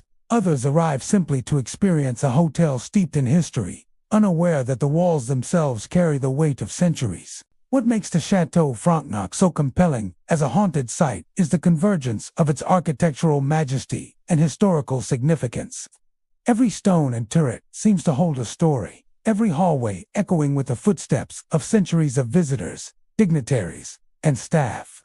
The presence of Governor Frontenac adds a layer of narrative that transforms the hotel from a luxurious accommodation into a place where history is tangible and alive. Whether it is the sudden chill in the lobby, the shadowy figure on the grand staircase, or the quiet footsteps in an empty corridor, the chateau seems to invite its visitors to step closer to the past and perhaps catch a glimpse of someone who never truly left. The Fairmont-le-Château Frontenac is a landmark that combines grandeur, history, and the supernatural. Its halls and rooms are more than just spaces for rest. They are portals to centuries of events, triumphs, and tragedies. The ghost of Governor Louis de Boyd stands as a sentinel of a bygone era, a reminder that the past is never entirely gone. For those who walk its corridors at night, the hotel becomes a place where history, legend, and the ethereal meet. The echoes of the past linger in every shadow, and the presence of the governor ensures that the Chateau Frontenac remains not only a jewel of Quebec City, but also one of Canada's most hauntingly beautiful landmarks. The Plains of Abraham in Quebec City, Quebec, is a historic site that holds one of the most pivotal moments in Canadian history. On September 13, 1759, British and French forces clashed in a decisive battle that would shape the fate of New France and lay the foundations for modern Canada. The battle was brief but brutal, leaving hundreds dead or wounded on the rolling fields that stretch above the St. Lawrence River. Today, the Plains are a serene urban park, frequented by tourists, locals, and history enthusiasts. Yet beneath the peaceful lawns and manicured pathways, echoes of that bloody day remain. Visitors and historians alike report strange phenomena. Ghostly figures marching across the fields, the clash of unseen swords, and cries that pierce the quiet mist, as though time itself has refused to forget the horrors of 1759. Witnesses often describe seeing soldiers wandering the plains long after the modern park has closed. These apparitions are said to appear in the early morning fog or at dusk, dressed in the uniforms of British redcoats or French blue, carrying muskets and swords as if mid-battle. Observers claim the figures move with purpose, sometimes marching in formation, sometimes pausing as though responding to commands from officers who are themselves spectral. In certain accounts, visitors have watched entire skirmishes unfold in ghostly detail. The smoke of imagined gunfire curling above the grass and the sound of cannon blasts echoing faintly across the distance, only to vanish when approached. The cries of the fallen are perhaps the most chilling aspect of the Plains hauntings. Many who walk the site during quiet hours report sudden bursts of shouting, anguished groans, or the eerie sound of soldiers calling out for comrades. These voices seem to come from every direction at once, disorienting listeners and leaving them with a deep sense of unease. Some have described hearing the shouts of wounded men pleading for help, only to realize that no one else is nearby, and the fields are empty except for the mist and the occasional lone deer. The phenomenon has been documented by both historians and paranormal investigators, who note that the cries often coincide with areas where heavy casualties were recorded in historical accounts, lending a haunting authenticity to the experiences. Ghostly figures are not limited to infantrymen. Officers on horseback have also been reported, their spectral mounts trotting silently across the morning dew. These phantoms often appear to give orders or inspect the ranks of invisible soldiers, their movements deliberate and commanding. Some visitors have recounted seeing flashes of swordplay, where two figures engage in duels, the glint of imaginary steel catching the early sunlight. Others describe the sensation of being brushed by unseen hands or the feeling of cold, damp air settling over them, even on a warm day. The Plains of Abraham are especially known for sudden mists that roll across the fields, often when the sun is just rising or setting. Locals believe that these fogs are more than natural, whether they are a veil between the present and the past, a curtain through which the echoes of battle re-emerge. Within the mist, apparitions appear more solid, soldiers' faces recognizable in their anguish and determination. The phenomenon has been described by photographers who captured images of the mist only to later see faint, human-shaped figures in the photos, appearing where no one was visible to the naked eye. Historical reenactors occasionally add another layer to the legend. During ceremonial events and public demonstrations, participants in period uniforms sometimes report sensations of unease or the feeling that they are being observed by more than the assembled crowd. Some have claimed to hear additional voices, distant commands, or footsteps that do not belong to anyone on the field. Others have experienced equipment moving on its own or shadows flitting at the edges of their vision, reinforcing the idea that the plains are not just a place of remembrance, but a site haunted by history itself. Even casual visitors have encountered inexplicable phenomena. Walkers, joggers, and tourists often speak of a strange weight in the air, the feeling of being watched, or the fleeting sight of movement out of the corner of their eye. Some have heard phantom drums or bugle calls, the sounds faint and distant, yet unmistakable to those familiar with military cadence. In rare instances, people report glimpsing entire lines of soldiers, frozen in time, appearing only to vanish as quickly as they materialized. Many believe the intensity of the hauntings stems from the sheer magnitude of the battle and the deep imprint it left on the land. Hundreds of soldiers fell on the plains in less than an hour, their blood soaking the fields and their final cries lingering in the air. It is as though the energy of that violent day has been absorbed into the soil and continues to resonate, manifesting as apparitions, sounds, and sensations for those who walk where they once fought. Today, the Plains of Abraham are celebrated as a beautiful public park, a place for relaxation, picnics, and cultural events. Yet for those attuned to its darker echoes, the grounds are a place where the past refuses to remain silent. Whether it is the sight of a ghostly soldier marching in the morning mist, the sound of a musket fired in the distance, or the cries of men long dead, the plains are a living reminder of the cost of war and the persistence of memory. Visitors leave with more than photographs. They leave with the sense that history, and the spirits who lived it, continue to walk among the living. The Plains of Abraham are both a historical treasure and a haunting landscape. The ghosts of 1759 linger in every shadow, in every mist, and in the wind that sweeps across the rolling fields. Those who tread these grounds cannot help but feel the weight of the past, the presence of men who died with courage, fear, and honor. It is a place where history is not confined to books or plaques. It walks, it cries, and sometimes it watches, just beyond the edge of vision. The Gastown district of Vancouver, British Columbia, is a neighborhood that pulses with history. Cobblestone streets wind between brick buildings, and gas lamps flicker in the evening, casting a warm glow on centuries-old storefronts. Tourists flock here for its historic charm, boutique shops, and lively pubs. Yet beneath the cobblestones and behind the inviting facades lies a darker, hidden side. Gastown is said to host restless spirits, long-dead sailors who once roamed the docks, and victims of deadly plagues that ravaged the city in centuries past. Shadowy figures slip into alleys only to vanish moments later. Whispers echo in the night, and an eerie feeling seems to follow those who wander too far from the main streets. The area's history is rich but turbulent. Gastown emerged in the late 1800s as the heart of Vancouver's early commercial activity. Sailors, traders, and laborers populated the district, and the harbor bustled with ships bringing goods from around the world.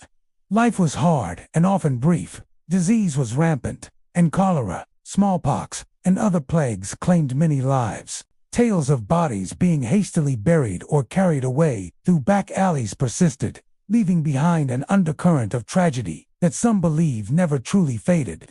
The people who lived and died in Gastown left their mark, both in the physical city and, according to legend, in the spiritual one. Visitors report the most activity near the old docks and alleyways that wind between the historic buildings. Many have seen shadowy figures moving just out of the corner of their eye, slipping silently into narrow lanes, only to vanish when looked at directly. These figures are often described as sailors in worn uniforms, faces pale and hollow, as though the ocean itself had claimed them long before their time. Some witnesses swear they see faint outlines of bodies writhing or dragging themselves across the cobblestones, victims of disease or accident, replaying moments of suffering that happened long ago. One particularly chilling story comes from a local pub owner. Late at night, after closing, he reported seeing a figure appear near the doorway, dressed in a tattered sailor's coat, staring silently before fading into the brick wall. On several occasions, he claimed to hear the sound of boots tapping against the cobblestones, moving past his windows when no one was outside. Staff who have worked overnight shifts tell similar tales. The feel of a sudden chill, the sensation of being brushed by unseen hands, or the echo of muffled conversations in empty rooms. These experiences are so frequent that some employees refuse to be alone in the alleyways after dark. The plague victims of Gastown are another source of haunting. In the 19th century, outbreaks forced the city to quarantine sections of the neighborhood, and many perished in their homes or in hastily constructed shelters. It is said that some of their spirits linger, trapped by the suddenness of their deaths and the fear that surrounded them.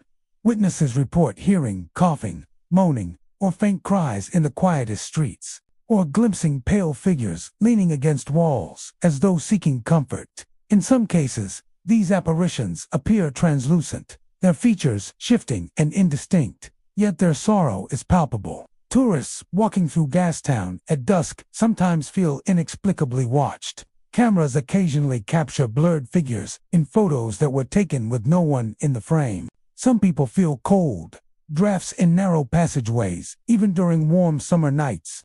Others recount hearing whispers, words that cannot be understood, but carry a tone of warning or sadness.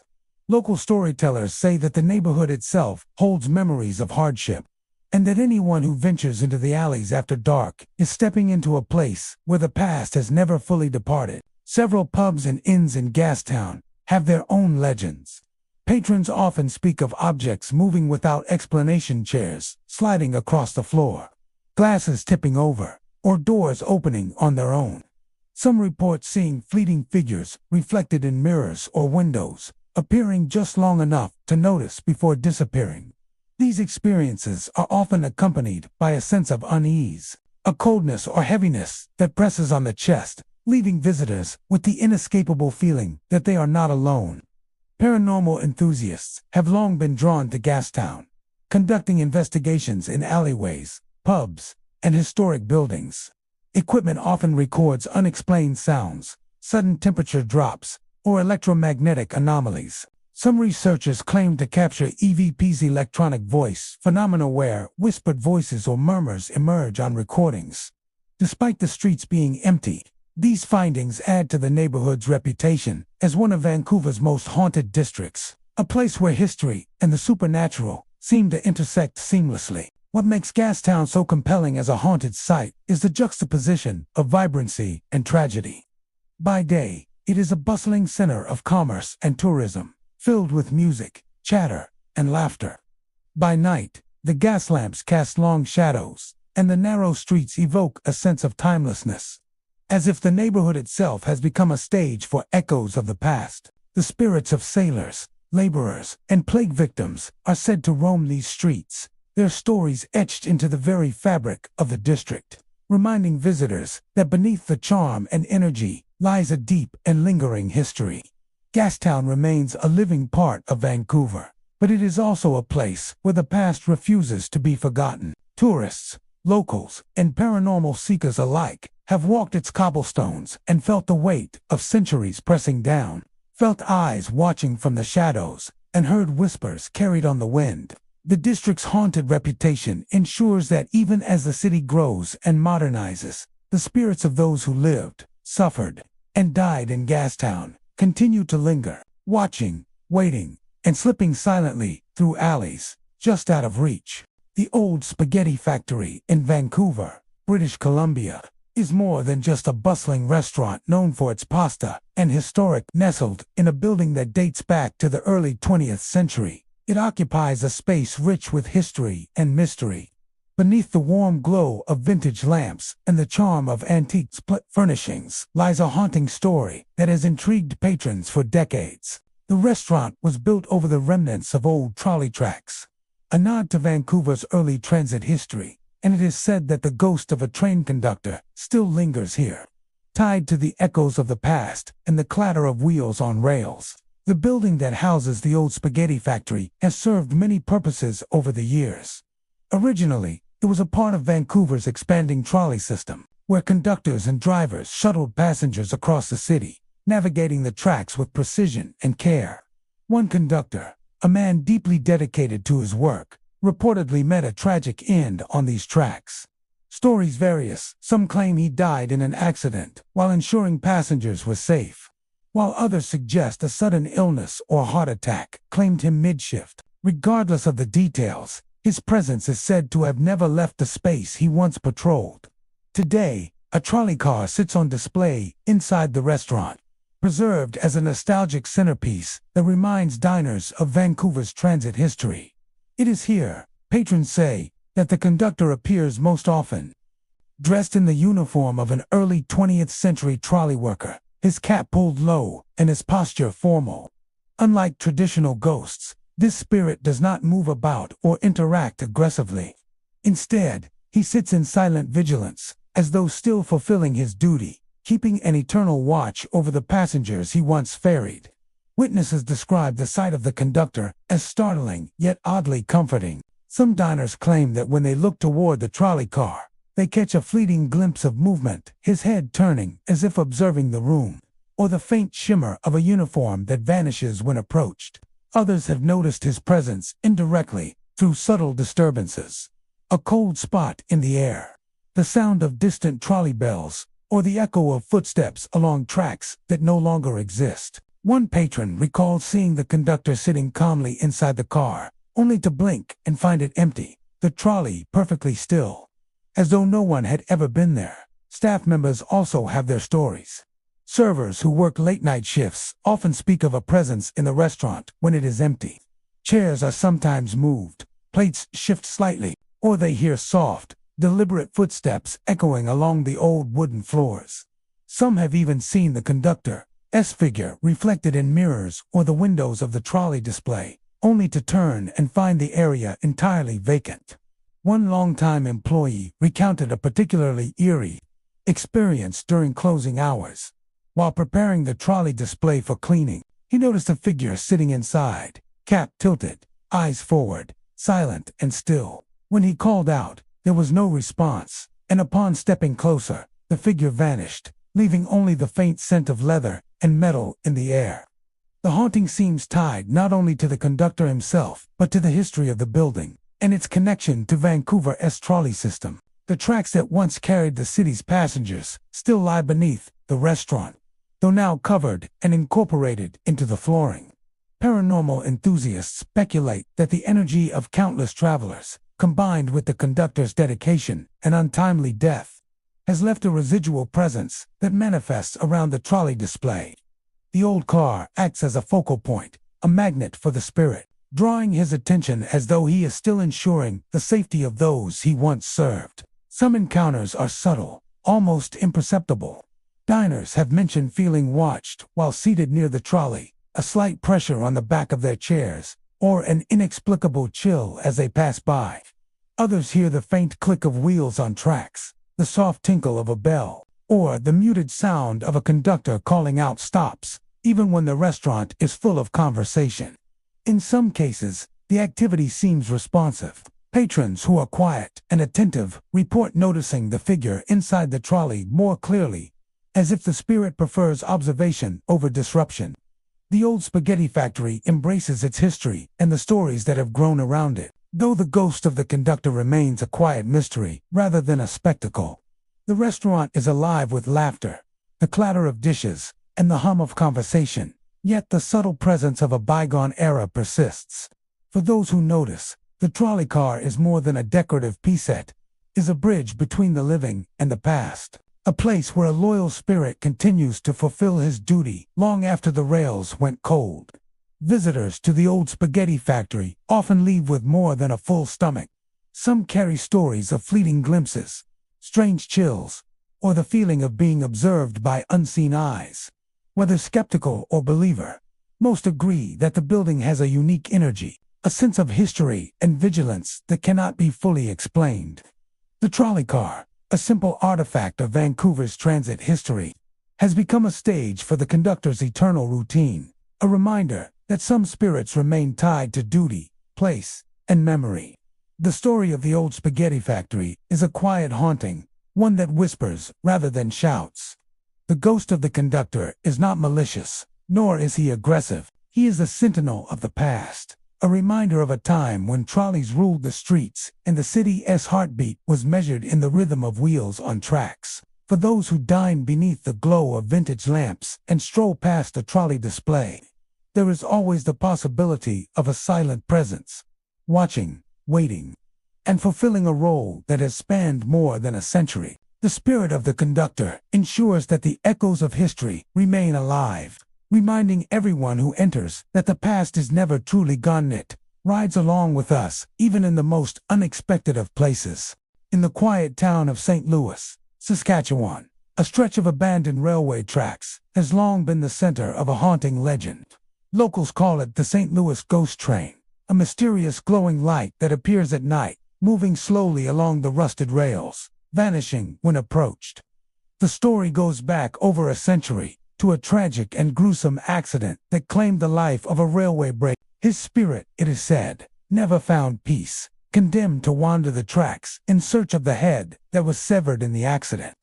Over the years, countless witnesses have come forward with eerie tales of lights, apparitions, and an unshakable feeling that someone or something still patrols the rails after dark.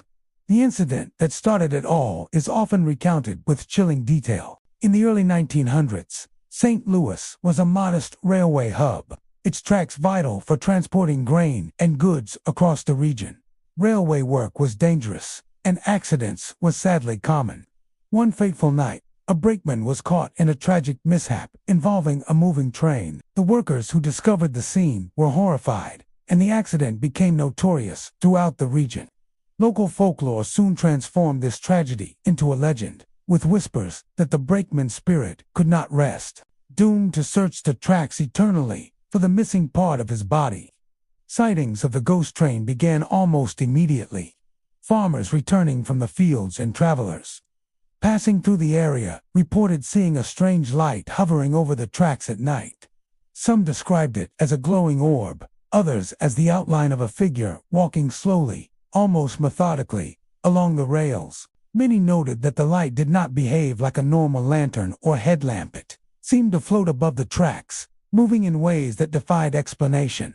Those who approached often found the tracks empty, with only the sound of wind through the prairie and the distant hoot of an owl. Yet the sensation of being watched, some say, remains long after the light disappears. Witnesses have offered eerily consistent descriptions of the apparition itself. A common account is that of a man in early 20th century railway clothing, sometimes holding a lantern or gesturing as if trying to signal a train. Others have reported seeing a spectral headless figure walking the rails, a horrifying reminder of the accident that birthed the legend. Some say the ghost seems restless, pacing up and down the tracks as if searching for something lost, while others note that the light intensifies when a train is nearby, even though the tracks have been abandoned for decades. Local residents have their own stories of personal encounters. One farmer, tending to his livestock late one evening, saw a faint glow moving along the tracks in the distance. Curious, he walked closer, only to feel an icy wind brush past him and hear a low, mournful whistle, like a train signaling in distress. He froze, watching as the glow moved slowly, stopping and swaying, before vanishing entirely. Another story comes from a young couple driving home from Regina. Their headlights illuminated a figure standing on the tracks, but as they approached, it disappeared, leaving no trace except the faint scent of smoke and iron. These stories, repeated over generations, have cemented the St. Louis Ghost Train as one of Saskatchewan's most enduring paranormal legends. The legend has also attracted paranormal investigators and thrill seekers.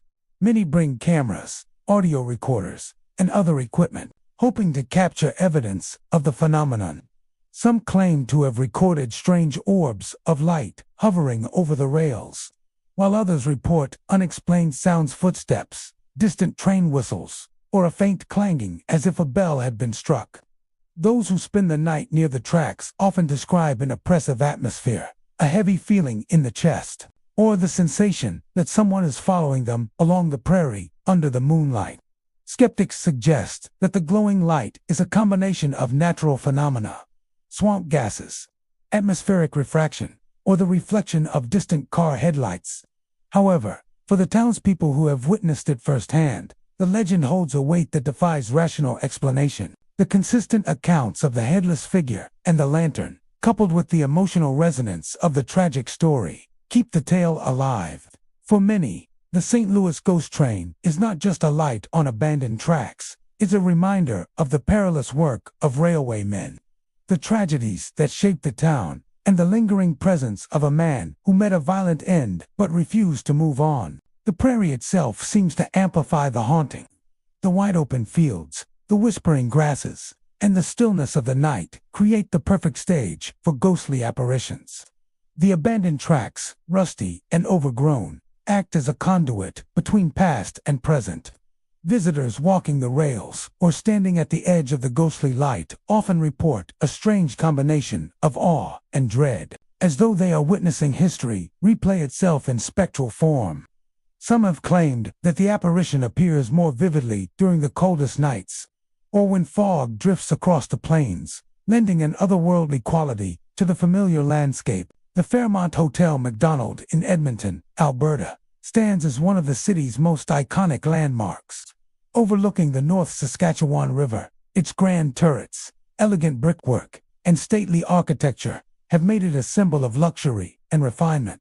Since it opened in 1915, guests are drawn not only to its historic charm and panoramic views, but also to its reputation as one of Canada's most haunted hotels. Tales of phantom cries, sudden chills, and the mysterious figure known simply as the McDonald ghost have persisted for decades, leaving visitors both fascinated and unsettled.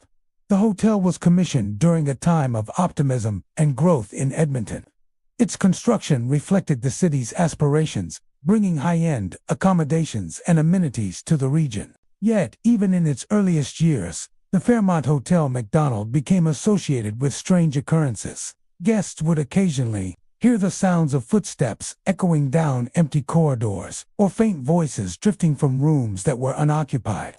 The most frequently reported phenomena, however, involve the unmistakable cry of a baby echoing through hallways and suites. Some believe these sounds are linked to a child who died within the hotel, though records of such an event are scarce. Others suggest the cries belong to a spirit trapped between worlds, unable to leave the building and seeking attention or comfort from the living. Witnesses describe the baby's cries as sudden, piercing, and impossibly clear, cutting through the ambient sounds of the hotel. The cries often occur late at night, in quiet corridors or vacant rooms, and appear to come from no particular source. Guests recount feeling a chill in the air, accompanied by a sense of unease, as if unseen eyes are observing them. Some who follow the sound report it fading as they approach, leaving only the echo of a small, mournful wail. The experience can be unnerving, especially for those visiting alone or staying in the older wings of the hotel. Another well-known apparition is the figure known as the McDonald ghost. Descriptions vary, but most agree on a few consistent details. A shadowy figure, tall and indistinct, sometimes seen standing at the end of a corridor or near the grand staircases. Witnesses often feel a sudden pressure in the room, a drop in temperature, or the sensation of being watched when the figure appears. Unlike some ghostly entities that are aggressive or frightening, the McDonald ghost is described as distant and enigmatic, appearing silently before vanishing without a trace. Some guests report that the figure seems to observe rather than interact, almost as though it is guarding the hotel or its occupants. Staff members have also shared numerous accounts. Housekeepers and night shift employees report doors opening or closing on their own, lights flickering inexplicably, and the feeling of footsteps pacing through empty corridors. One long-term employee recalls checking a vacant room late at night, only to see the figure of a man in early 20th century attire standing near the window. When approached, the figure vanished, leaving a cold draft and a lingering sense of unease. In other instances, employees have reported hearing the cries of a baby while cleaning an empty hallway, the sound echoing down the hall as if calling for someone to answer. The architecture of the hotel seems to amplify these supernatural experiences. Its high ceilings, long hallways, and ornate staircases create pockets of quiet and shadow, ideal for apparitions to manifest. Guests report that the older sections of the hotel, including the upper floors and hidden corners, are the most active. Some even suggest that the building itself holds memories of the past, replaying fragments of history through sounds, sensations, and fleeting images. Paranormal investigators have visited the hotel numerous times, recording unexplained noises, sudden drops in temperature, and electromagnetic anomalies that correspond with reported sightings of the McDonald ghost. The combination of luxury and history at the Fairmont Hotel McDonald makes its hauntings particularly compelling. While modern guests enjoy fine dining, elegant rooms, and sweeping views of Edmonton, the echoes of the past remain close at hand. The hotel's ghosts are not malicious, but their presence is undeniable. They remind visitors that beneath the polish and grandeur of the hotel lies a layer of memory and unresolved stories. The cries of the baby, the distant figure of the McDonald ghost, and the sudden chills in empty corridors are all part of a tapestry of experiences that blur the line between history and the supernatural. Some guests recount experiences that combine multiple phenomena. One visitor described walking down an upper hallway late at night, hearing the unmistakable sound of a baby crying. As she followed the sound, she felt a cold draft pass her and caught a glimpse of a tall, shadowy figure standing near the stairwell. By the time she reached the location, both the sound and the figure had vanished, leaving her shaken and convinced that she had encountered both spirits at once. Stories like these are common among those who stay in the historic sections of the hotel, reinforcing the idea that the McDonald Hotel is alive not just with guests, but with echoes of the past. The Fairmont Hotel, McDonald remains a beloved landmark in Edmonton, celebrated for its elegance, history, and hospitality. Yet for those attuned to the supernatural, it is also a place where the past is never far away. Guests who wander its hallways at night may hear the plaintive cry of a baby, feel a sudden chill, or glimpse a shadowy figure moving silently along the corridors. These experiences are reminders that the hotel is more than a building. It is a repository of memories, tragedies, and lingering spirits, each continuing to leave their mark on those who enter. Whether one visits for its luxury or its legends, the Fairmont Hotel McDonald offers a glimpse into a world where history and the supernatural intertwine. The phantom cries, sudden chills, and enigmatic presence of the McDonald ghost ensure that the hotel remains one of Alberta's most intriguing haunted landmarks. A place where the past is never fully at rest, and where guests may feel the weight of unseen eyes watching from the shadows. The Citadel Hill Clock Tower in Halifax, Nova Scotia, is an imposing structure that dominates the skyline of the historic city. Nestled atop the fortified hill, the clock tower is part of Halifax's celebrated citadel, a star-shaped fortress built to defend the harbor and the city. Its grand presence has made it a focal point for tourists, history enthusiasts, and locals alike. But there is another, quieter story that lingers among the stone walls and echoing corridors. For decades, visitors have reported sightings of a mysterious woman in a flowing gown who appears at dusk, her presence ethereal and sorrowful. Some say she mourns a soldier lost to time, wandering the hill with a weight of grief that transcends centuries.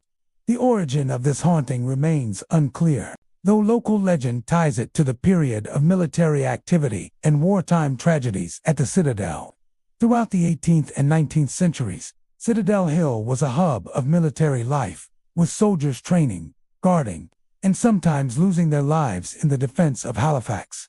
Tales of love, loss, and longing emerged in the surrounding community, and among them is the story of a woman whose lover, a soldier stationed at the Citadel, never returned from a mission or battle. Consumed by grief, she would climb the hill each evening, her gown flowing behind her, as she gazed toward the harbor, searching for the figure she could never see again.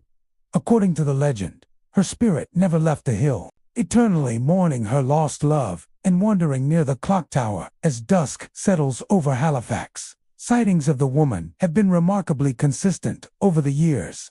Visitors often describe seeing her just as the sun dips below the horizon, her form bathed in the fading golden light. She wears a long, flowing gown that seems to ripple in a breeze that cannot be felt. Her hair is said to be loose, cascading over her shoulders, and her figure appears translucent, almost as if she is a part of the shadows themselves. Many who have encountered her report a deep, emotional reaction, an overwhelming sense of sorrow, a feeling that the woman's grief is palpable and touches those who witness it. Some witnesses describe her turning slightly as if acknowledging their presence, then fading slowly into the air, leaving behind only the whisper of movement and a profound sense of melancholy. Beyond the visual apparitions, the Citadel Hill Clock Tower seems to carry other supernatural markers. Visitors often speak of sudden chills that descend without warning, a subtle breeze in enclosed spaces, or the soft echo of footsteps on the stone stairways. Some have heard distant voices, fragments of conversation, laughter, or commands emanating from empty halls, only to find that no one is present. The combination of the tower's architecture, its elevated position, and its historical significance creates a sense of otherworldliness, making the hill feel alive with echoes of the past. One account comes from a local historian who was cataloging architectural features of the clock tower late in the evening. While walking near the observation area, she noticed a figure at the edge of the ramparts, a woman in a gown that shimmered faintly in the dim light. The historian stopped, feeling a cold draft sweep past her, and observed as the figure lifted her head, gazing out over the harbor. Moments later, the figure vanished, leaving behind only the faint scent of perfume and the sound of the wind. She recounted the experience as one of awe and sorrow, convinced that she had encountered the same mourning spirit described in the town's legends. Locals have their own stories of fleeting encounters. Children walking home from school have reported seeing a woman standing near the tower, motionless, only to vanish when approached. Tourists photographing the hill at sunset have occasionally captured faint, almost imperceptible forms in their pictures. Translucent figures hovering near the railings. Some say the woman seems drawn to the edge of the clock tower, gazing outward as though scanning the horizon for someone who will never return. Others claim to feel an inexplicable heaviness in their chest when they climb the hill at dusk, a sensation that passes as soon as the sun disappears completely. The haunting of Citadel Hill Clock Tower is not malevolent, but it is deeply emotional. Unlike other ghost stories that focus on terror or aggression, this spirit is characterized by longing and remembrance. Witnesses often describe a mix of fear and empathy, sensing that the woman's presence is tied to love lost and time stolen by circumstance. Her appearances serve as a reminder of the human cost of history, the private griefs that unfold even amidst public events, and the way memory can linger in physical spaces long after those who lived it are gone. Some paranormal enthusiasts have studied the site, using cameras, audio equipment, and other investigative tools to capture evidence of the haunting. Many report faint, unexplained shapes, drops in temperature, and electromagnetic anomalies concentrated near the observation decks and the clock tower itself. These experiences support the accounts of witnesses, suggesting that the Citadel Hill is a focal point for residual energy, and that the mourning figure is more than mere folklore. The Citadel Hill Clock Tower remains one of Halifax's most treasured historic landmarks, celebrated for its military history, architectural beauty, and commanding views of the city and harbor. Yet for those who visit at dusk, it can also be a place of reflection on the unseen.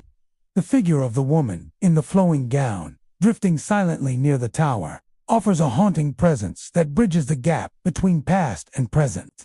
She reminds visitors that history is not only preserved in plaques and archives, but also in the lingering emotions and spirits of those who walked the same ground long before. The story of the Citadel Hill Clock Tower is a blend of history, tragedy, and the supernatural.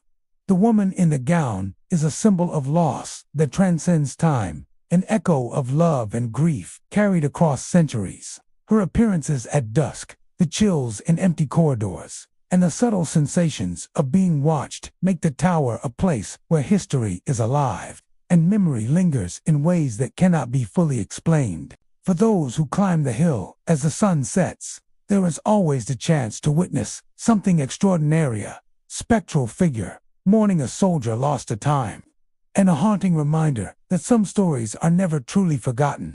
The Niagara Courthouse in Niagara-on Lake, Ontario, is a stately building steeped in history and shadowed by the darker aspects of its past. Constructed in the 1840s, the courthouse served as the judicial center for the region, hosting trials, hearings, and, most notoriously, public hangings. Its brick facade, arched windows, and imposing clock tower reflect the architectural style of the period, giving it an air of solemn dignity. Yet beneath the grandeur lies a history marked by fear, tragedy, and death, a history that, according to many accounts, still lingers in the hallways, rooms, and courtrooms of the building. For nearly 2 centuries, the Niagara Courthouse was a place where justice was administered, but also where the final moments of condemned men and women played out in front of the public. The gallows, once situated at the rear of the property, became a sight of grim spectacle. Executions were carried out with a mix of ceremony and inevitability, and it is said that the fear, grief, and anguish of those condemned left an indelible mark on the courthouse itself. Over time, stories emerged that the spirits of those who met their end here never truly left, and the echoes of their suffering could still be felt by those who walked the hallways long after the building ceased to host public executions. Visitors to the courthouse frequently report unnerving experiences. The most commonly described phenomenon is the sound of disembodied screams or anguished cries, which seem to emanate from empty rooms or long corridors. These sounds are often sudden and intense, startling those who hear them and leaving an impression of raw, unmediated fear. Some claim that the screams are especially pronounced near the old courtroom and former holding cells, areas historically associated with despair and punishment. Even when the building is quiet, the sensation of the cries reverberating off the walls gives the impression that the past has momentarily crossed into the present. Shadow figures are another recurring element in the courthouse's lore. Witnesses describe dark silhouettes moving along corridors, lingering near doorways, or pacing silently in rooms that appear empty. These figures are often indistinct, sometimes appearing only as a shadow against the wall or a flicker in peripheral vision. In some accounts, the shapes resemble people in period clothing, perhaps jurors, court officials, or the condemned themselves.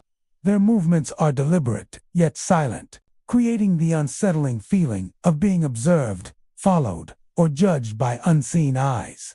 Staff, historians, and tourists alike have reported the sensation of someone walking behind them, only to find no one there when they turn. Some of the most chilling encounters occur in the courthouse's upper levels.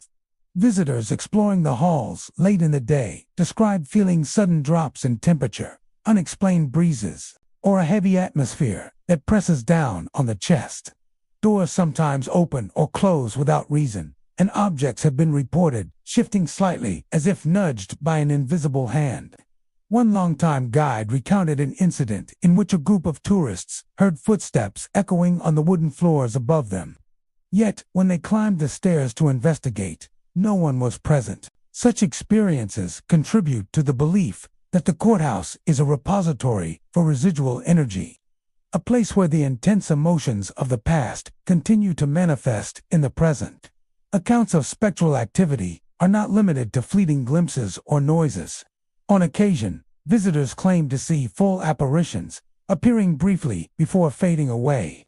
One story tells of a man in 19th-century clothing seen standing in a courtroom, his face obscured, watching the proceedings with a stern expression. When approached, he vanished, leaving behind the faint scent of smoke and damp stone. Others report seeing figures descending the grand staircases or standing near the former gallows, their presence heavy and sorrowful, as though replaying the final moments of lives taken too soon. These sightings are accompanied by an overwhelming sense of history, a visceral reminder that the building's walls have absorbed the fear, anger, and despair of countless people over the years. Paranormal researchers have investigated the Niagara Courthouse, employing cameras, audio equipment, and thermal sensors. Many have documented unusual phenomena, unexplained shadows, sudden temperature fluctuations, and faint, unidentifiable noises. Some have captured EVP's electronic voice phenomena where soft cries, groans, or whispers appear on recordings made in empty rooms. These findings, combined with decades of anecdotal evidence, have made the courthouse a point of interest for those studying haunted locations and the lingering presence of historical trauma.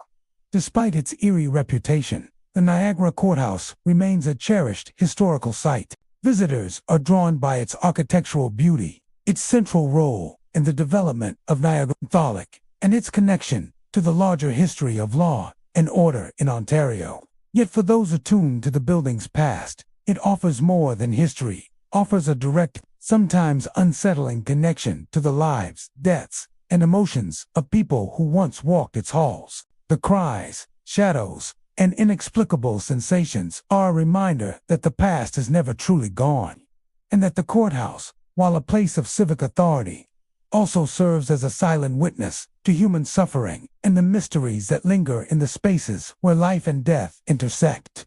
Visitors who wander its hallways in the late afternoon or evening often speak of a strange duality, the grandeur of a historic courthouse, combined with the palpable weight of its darker history. Some feel an inexplicable sense of caution, a chill in empty corridors, or the fleeting sensation of eyes following them. Others leave with stories of shadows pacing behind them, or cries echoing from empty rooms. The courthouse, in essence, is alive with memory, a place where history and the supernatural intertwine, and where the echoes of the past can be heard by anyone willing to listen. The Niagara Courthouse stands as a testament to both the architectural and judicial heritage of Ontario, yet it is also a site of lingering mysteries. The disembodied screams, shadowy figures, and unexplained phenomena ensure that the building remains a location of fascination and intrigue. Guests, historians, and curious visitors alike continue to explore its corridors, aware that at any moment they might encounter the restless echoes of those who once lived, suffered, and died within its walls. For those who step inside, the courthouse is not just a monument to law and order, it is a place where the past refuses to remain silent, and where the spirits of Niagara-on-Thok's history continue to walk among the living. The Screaming Tunnel in Niagara Falls, Ontario, is a small limestone passageway that has captured the imagination of locals, thrill seekers, and paranormal enthusiasts for generations. Hidden just off a quiet rural road, the tunnel appears unremarkable at first glance, its rough stone walls, dark interior, and overgrown entrances giving little indication of the chilling legend that clings to it. Yet for those who know its story, the tunnel is far more than a simple passageway. It is a place of sorrow, fire, and lingering tragedy, where the cries of the past are said to reverberate through the darkness, warning visitors that some events refuse to be forgotten. The legend of the Screaming Tunnel centers on a young girl whose life ended in a devastating fire. Accounts vary, but most versions agree that she was trapped inside a home or barn when flames engulfed the building. Unable to escape, she perished amidst the roaring fire, and her anguish became immortalized in the local folklore. The tunnel, constructed of limestone and running beneath a railway line, is said to have been a place she frequented as a child, or in some accounts, it became the site associated with her final cries. Ever since that tragic night, the story goes, her spirit has lingered, and those who enter the tunnel after dark can hear her anguished scream echoing off the stone walls. The tunnel itself is narrow and claustrophobic, with rough limestone walls that absorb sound and amplify the smallest noises. Even in daylight, visitors feel a sense of unease upon entering. At night, the tunnel becomes a different world. Shadows cling to the walls. The air feels heavy, and every step seems to echo unnaturally. Local teens have long used the tunnel as a daring challenge, daring one another to strike a match inside and summon the ghostly scream. According to legend, if the match is struck within the tunnel, the girl's cry pierces the darkness, a blood-curdling wail that seems to come from every direction at once. Those who have attempted the ritual often describe a feeling of oppressive sorrow and a sudden drop in temperature, as though the spirit herself is drawing near. Eyewitness accounts of the tunnel are chilling in their consistency.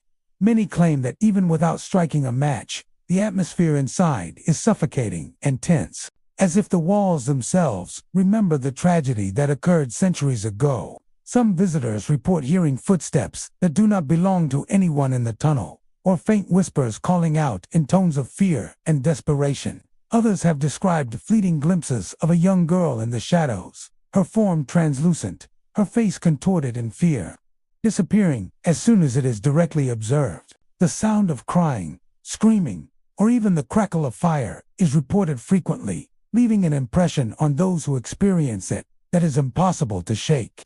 The Screaming Tunnel has drawn both skeptics and believers, each interpreting the phenomena in different ways. Paranormal enthusiasts view it as a classic residual haunting, the imprint of a traumatic death replaying itself across time. Some suggest that the limestone walls, with their unique acoustic properties, enhance or even create auditory illusions, turning the smallest sounds into something terrifying. Others insist that the tunnel is truly haunted, that the young girl's spirit remains trapped, seeking release or recognition for the life stolen from her.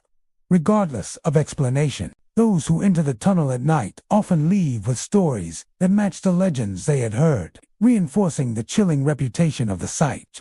Local historians have tried to separate fact from folklore, examining records of fires in the Niagara Falls area and accounts of missing children. While documentation of the girl's identity and the precise circumstances of her death is scarce, the story has endured, passed down through generations. Oral tradition, local lore, and countless retellings have transformed the tragic event into a legend that continues to captivate and terrify.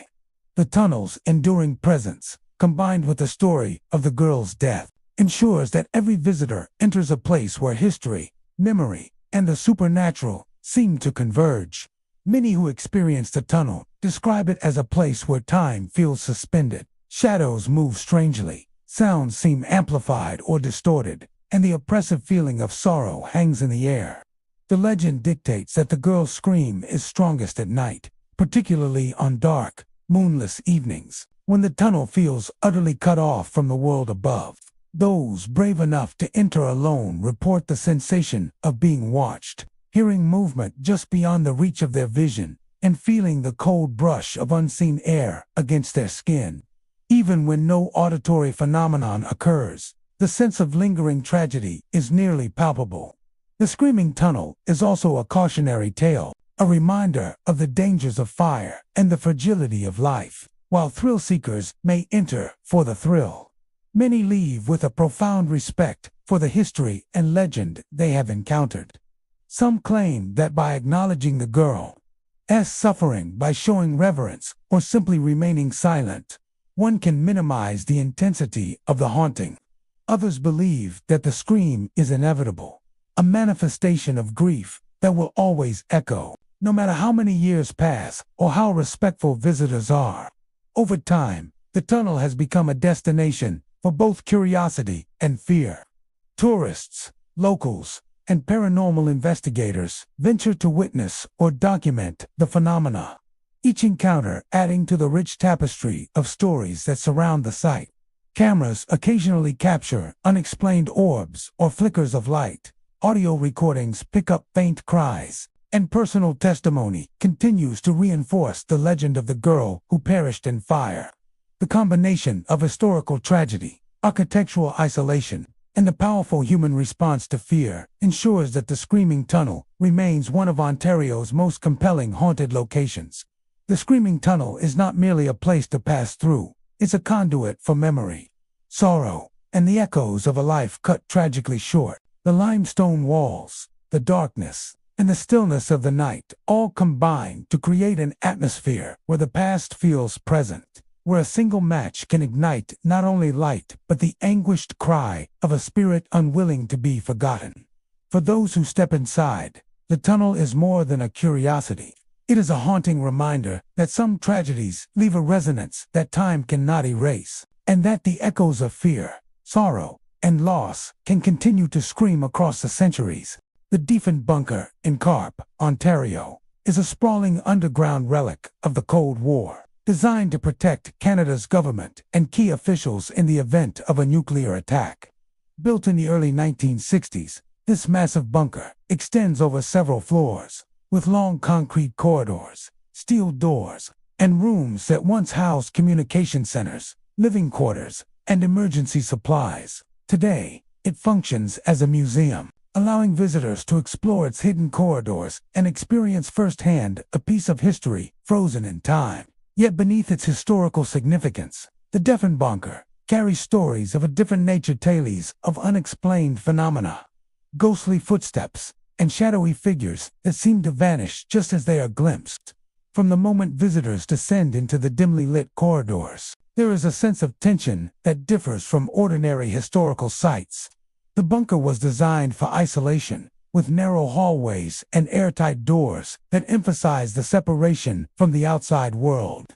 Many who walk its passageways report hearing footsteps echoing through the concrete tunnels, even when no one else is present. The sound often comes from areas above or below, creating the impression of someone pacing in the distance, following visitors as they navigate the labyrinthine structure. These auditory anomalies have been reported by both tourists and staff, and their consistency has contributed to the Diefenbunker's reputation as one of Canada's most haunted Cold War sites. Shadowy figures are another frequent phenomenon reported within the bunker. Visitors describe shapes that appear at the far end of a corridor or slipping around corners, disappearing when approached.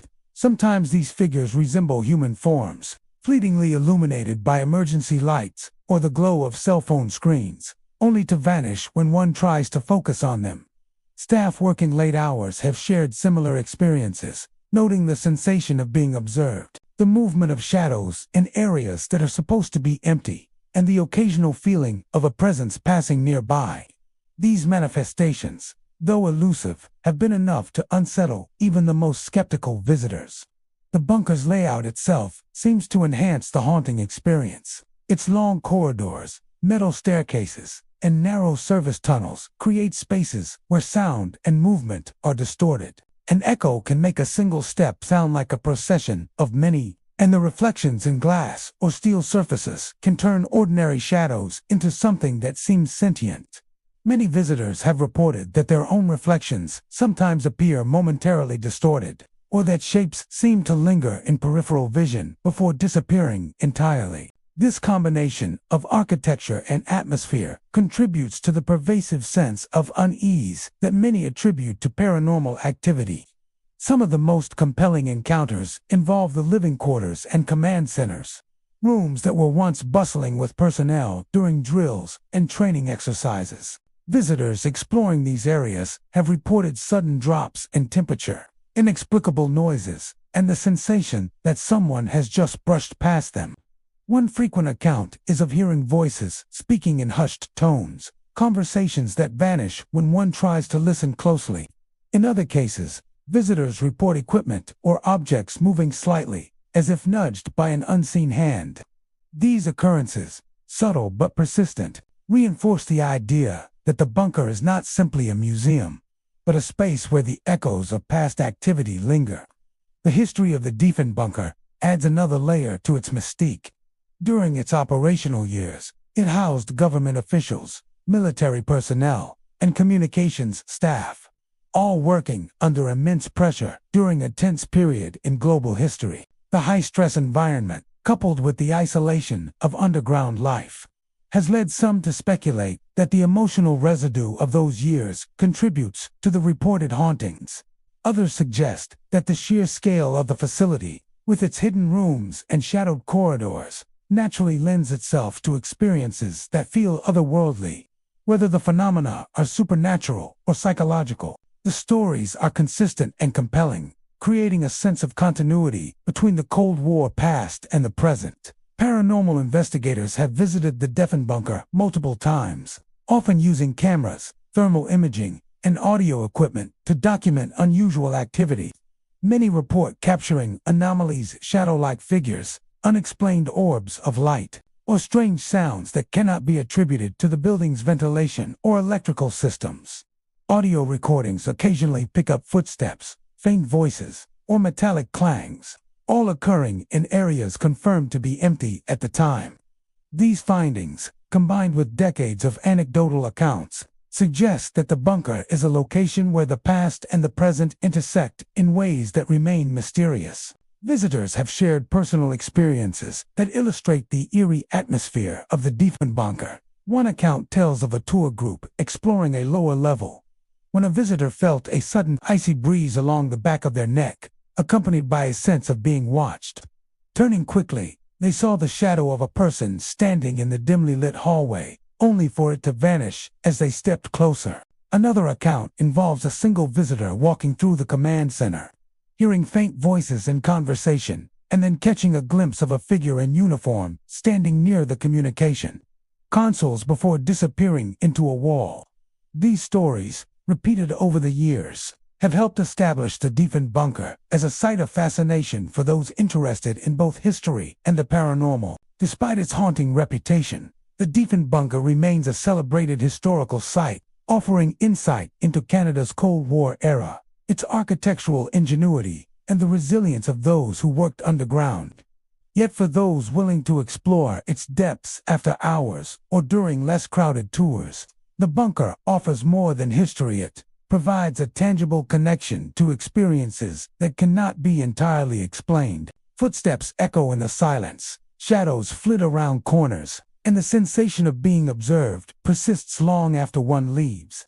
For many, these encounters are a reminder that places with intense history often carry remnants of the lives, fears, and memories that once filled them. The Fairmont Palliser, in Calgary, Alberta, is a symbol of elegance and history, standing proudly in the heart of the city since its opening in 1914. Its towering facade, ornate architecture, and luxurious interiors have made it a landmark of sophistication, attracting guests from across the globe. Yet behind its polished exterior and grand lobby lies a layer of mystery that has captivated both visitors and staff for over a century. Numerous accounts speak of unexplained phenomena, flickering lights, sudden chills, and, most famously, the apparition of a woman who was said to linger on the upper floors. These stories have transformed the Palliser from a historic hotel into one of Canada's most intriguing haunted locations. The woman in the upper floors is the most frequently reported ghost of the Palliser. Descriptions of her appearance are remarkably consistent. Witnesses often see a figure dressed in early 20th century attire, her gown flowing elegantly as she glides silently down the corridors. Some describe her hair as dark and loose, framing a pale, sorrowful face, while others note a more ethereal, translucent quality, as if she is caught between worlds. She is most often seen in the older sections of the hotel, where the original architecture remains intact and the hallways are narrow and dimly lit. Guests who encounter her report an overwhelming sense of sadness, a lingering impression that her presence is tied to a life interrupted or a story unfinished. Flickering lights are another hallmark of the Palliser's haunted reputation. Electrical disturbances are frequently reported on the upper floors where the apparition appears, particularly near rooms that were historically guest suites or staff quarters. Lights will dim and brighten without explanation, sometimes following a rhythm that seems almost deliberate. Guests often describe these occurrences as sudden and intense, creating a feeling of unease. Some speculate that the flickering lights are connected to the ghost herself, manifestations of her energy or emotional state, while others see them as residual traces of the hotel's early electrical systems interacting with the modern infrastructure. Regardless of the cause, the phenomenon reinforces the sense that the upper floors of the Palliser are alive with unseen activity. Many staff members have shared encounters that mirror those of the hotel's guests. Housekeepers, bellhops, and maintenance personnel often report hearing footsteps in empty corridors or near closed rooms. Some have claimed to hear doors creak open or shut without cause, or the faint sound of someone pacing near the end of a hallway. A longtime concierge recounted seeing a shadow pass the end of a corridor while no other person was present, followed by a chill that lingered even after he moved away. These accounts suggest that the apparition is not confined to the imagination of the guests, but is an ongoing presence observed by those who work in the hotel regularly. Guests who experience the apparition often describe other accompanying phenomena. Sudden drops in temperature are common, particularly near the stairwells and corners of upper floors. Some report hearing whispers, faint conversations, or the soft shuffle of a skirt, as if the woman is moving along the hallways while unseen. The experiences are often brief, lasting only moments, yet leave a lasting impression. One guest described entering a suite on the top floor, feeling an inexplicable heaviness in the room, and noticing the light flicker repeatedly before a shadow passed across the far wall. When she looked directly, no one was there, but the sensation of being observed lingered for the rest of her stay. The origins of the Palliser's most famous spirit are shrouded in mystery. Various theories exist, ranging from tragic personal stories to historical anecdotes about early hotel guests or employees. Some suggest she was a woman who stayed at the hotel during its early years and met with a sudden misfortune, perhaps dying unexpectedly while a guest or experiencing heartbreak that anchored her spirit to the building. Others speculate that she may have been connected to the hotel's staff, her presence reflecting unfinished business or loyalty to the Palliser itself. Whatever her origin, her presence is now part of the hotel's lore, a silent figure that continues to intrigue and unsettle those who walk the upper corridors. Paranormal researchers have visited the hotel numerous times, using audio recorders, cameras, and thermal imaging to document unusual occurrences. Many report capturing anomalies, such as unexplained orbs of light, flickering spots on video, or sudden cold spots corresponding with the areas where the apparition is said to appear. Some audio recordings have picked up faint, unidentifiable sounds that resemble whispers or footsteps in empty hallways. These findings, combined with decades of guest testimony, have cemented the Fairmont Palliser as a destination not only for luxury travelers, but also for those interested in the paranormal. The hotel's reputation for ghostly activity has become an intrinsic part of its identity. Tours, local folklore, and storytelling often include the tale of the upper floor apparition, inviting visitors to explore the building's history while remaining aware of the mysteries that linger. Despite its haunted reputation, the Palliser continues to operate as a premier hotel, offering modern amenities and historical charm, allowing guests to experience a unique combination of comfort and eerie fascination. The Fairmont Palliser demonstrates how history and the supernatural can coexist within a single space. The flickering lights, sudden chills, and the apparition of the woman in the flowing gown create an atmosphere where the past is tangible, and the memories of those who lived and moved through the hotel continue to make themselves known. Guests who encounter her describe a sense of connection to the building's history, a reminder that every grand hotel holds stories beyond its walls, and that some of these stories refuse to fade. Whether the phenomena are the result of lingering energy, tragic history, or the power of imagination, the upper floors of the Fairmont Palliser remain a place where mystery thrives. For visitors willing to venture into the quieter corners of the hotel, there is the chance to witness a flicker of light, hear the echo of a soft footstep, or glimpse the woman who has haunted the Palliser for over a century. The hotel is not merely a luxurious landmark, it is a living testament to history, memory, and the unseen presences that continue to wander its corridors, silently observing the world around them. The Old Angel in Niagara-on-the-Lake, Ontario, is a historic tavern that has stood for centuries. Its stone walls and timber-bird beams witnessing generations of locals, travelers, and soldiers. Dating back to the early 19th century, it has long been a gathering place for the community, offering food, drink, and respite from the rigors of life. Yet beneath its lively exterior lies a tale of loyalty, tragedy, and lingering spirits. Among the most famous of these is Captain Swayze, a British officer who met his end during the War of 1812. To this day, his presence is said to haunt the inn, particularly the basement, where he maintains a silent vigil, forever loyal to his post. Captain Swayze was a man of discipline and honor. Stationed in the Niagara region during the turbulent years of the War of 1812, he was known among his peers as a steadfast officer, committed to his duty and the defense of his regiment. According to local lore, he was killed in a skirmish near the site of the inn, leaving his body unclaimed for some time. His death was sudden, violent, and marked by the chaos of battle, a stark contrast to the serenity the inn would later provide. The legend holds that his spirit remained tied to the location, drawn to the structure that had served as a nearby point of refuge and planning during the war. Unwilling to abandon the place where he once exercised command, the basement of the Old Angel Inn is the heart of Captain Swayze's haunting. Visitors report a distinct feeling of presence when descending the worn wooden stairs, as if unseen eyes are following their movements. The air often feels heavier in this area, with an inexplicable chill that seems to cling to the skin.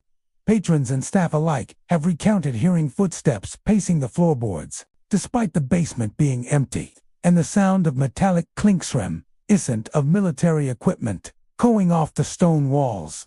Some say these noises are Captain Swayze patrolling his post, continuing the duties he once performed in life. Sightings of the captain are described as fleeting yet vivid. Witnesses often see a figure dressed in the uniform of a British officer, complete with a long coat and tricorn hat. His appearance is commanding, yet there is a melancholy aura surrounding him, suggesting a soul caught between duty and the finality of death. On occasion, he has been seen standing at the base of the staircase or near the old storage rooms, gazing into the darkness as if ensuring that no harm befalls the inn. These apparitions are reported to be threatening. Rather, they evoke a sense of respect and solemnity, a reminder of the discipline and loyalty that define the man in life. The stories surrounding Captain Swayze are supported by both historical context and the consistency of witness accounts. Historians note that the area around Niagara Lake saw significant military activity during the War of 1812, with officers and soldiers stationed in homes, inns, and temporary barracks. The Old Angel, in its proximity to key routes and its use as a meeting place for military personnel, make it a plausible location for a lingering presence. Oral traditions passed down through generations of locals reinforce the tales describing footsteps, strange noises, and glimpses of a ghostly officer who continues to perform his duties long after death. Beyond the captain himself, the basement of the inn has a reputation for other subtle supernatural phenomena. Objects occasionally shift or are found out of place. Doors creak open without explanation, and faint whispers are sometimes heard in the stillness. Staff members recount moments when they feel an unseen hand brush past them or a cold draft sweep through the room despite closed windows. Guests often describe a sense of being watched, a weight that seems to press down when they linger too long in the basement, especially near the areas associated with the captain's apparition. Paranormal investigators have visited the Old Angel Inn to document these occurrences. Using audio recorders, cameras, and thermal imaging, many have captured anomalies, faint orbs of light, unexplained shadows, and sudden temperature drops. Recordings occasionally pick up soft, indistinct sounds that resemble footsteps, rustling clothing, or whispered commands. While skeptics attribute these phenomena to the building's age, acoustics, and environmental factors, others believe that Captain Swayze's spirit remains bound by the sense of duty that defined him in life. The captain's presence has also become part of the cultural identity of the inn. Locals, historians, and tour guides often recount his story, blending fact and legend to convey both the history of the War of 1812 and the haunting that followed. Guests are drawn not only by the inn's charm and hospitality, but also by the chance to experience a tangible connection to the past. For many, the most compelling aspect is the sense of continuity. The idea that a soldier who once walked these lands continues to guard the inn. Loyal and steadfast, a silent witness to centuries of change. Visitors report that the apparition's influence is strongest during quieter hours, particularly in the evening or early morning, when the inn is less crowded and the basement feels isolated. Some describe the sensation of being guided or observed, as though the captain is ensuring that the space remains respected. Others have claimed to feel an inexplicable reassurance, a sense of protection emanating from the figure, despite the eerie atmosphere. It is this combination of vigilance and solemnity that sets Captain Swayze apart from many other ghostly tales, emphasizing duty over terror. The Old Angel Inn remains a cherished landmark of Niagara Lake, offering a blend of historical significance, hospitality, and living legend. Yet for those who venture into the basement, it offers more than history. It offers a direct connection to a spirit whose loyalty transcended death. The footsteps in the dark, the fleeting shadows, and the faint metallic echoes are reminders that some commitments cannot be broken, even by time itself. Captain Swayze's presence ensures that the inn remains not only a place of comfort and conviviality, but also a site where the past quietly, solemnly, and faithfully endures. Hatley Castle, perched on the shores of Esquimalt Lagoon in Victoria, British Columbia, is an imposing structure that evokes both grandeur and mystery. Built in 1908 for coal baron James Dunsmuir, the castle and its sprawling grounds reflect the opulence of a bygone era, with meticulously landscaped gardens, stone towers, and ornate interiors that have captivated visitors for over a century. Today, the castle is part of Royal Roads University, serving as an academic and administrative hub. Yet beneath its elegant facade lies a history steeped in family drama, wealth, and the lingering presence of spirits. Students, faculty, and visitors alike have reported experiences that suggest the Dunsmuir family never truly left, their echoes continuing to roam the corridors and grounds of Hatley Castle. The Dunsmuir family, who once inhabited the castle, were influential figures in British Columbia, their wealth and prominence leaving a lasting mark on the region. James Dunsmuir, a man of ambition and authority, built the castle as a symbol of his power and prestige, while his family enjoyed the luxury and refinement it provided. Yet life in the castle was not without tension and tragedy. Over the decades, members of the family experienced personal losses, health struggles, and conflicts, and it is believed that these intense emotions contributed to the haunting that is now associated with the estate. According to legend, the spirits of the Dunsmuirs continue to occupy the castle, attached to the familiar halls and rooms where they once lived. Students at Royal Roads University frequently report strange occurrences, particularly in the older wings of the castle.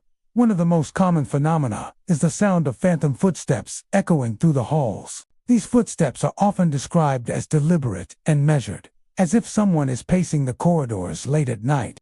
Students walking alone after hours have reported hearing the rhythmic tapping of boots or slippers on the stone and wooden floors, only to find the hall empty when they investigate.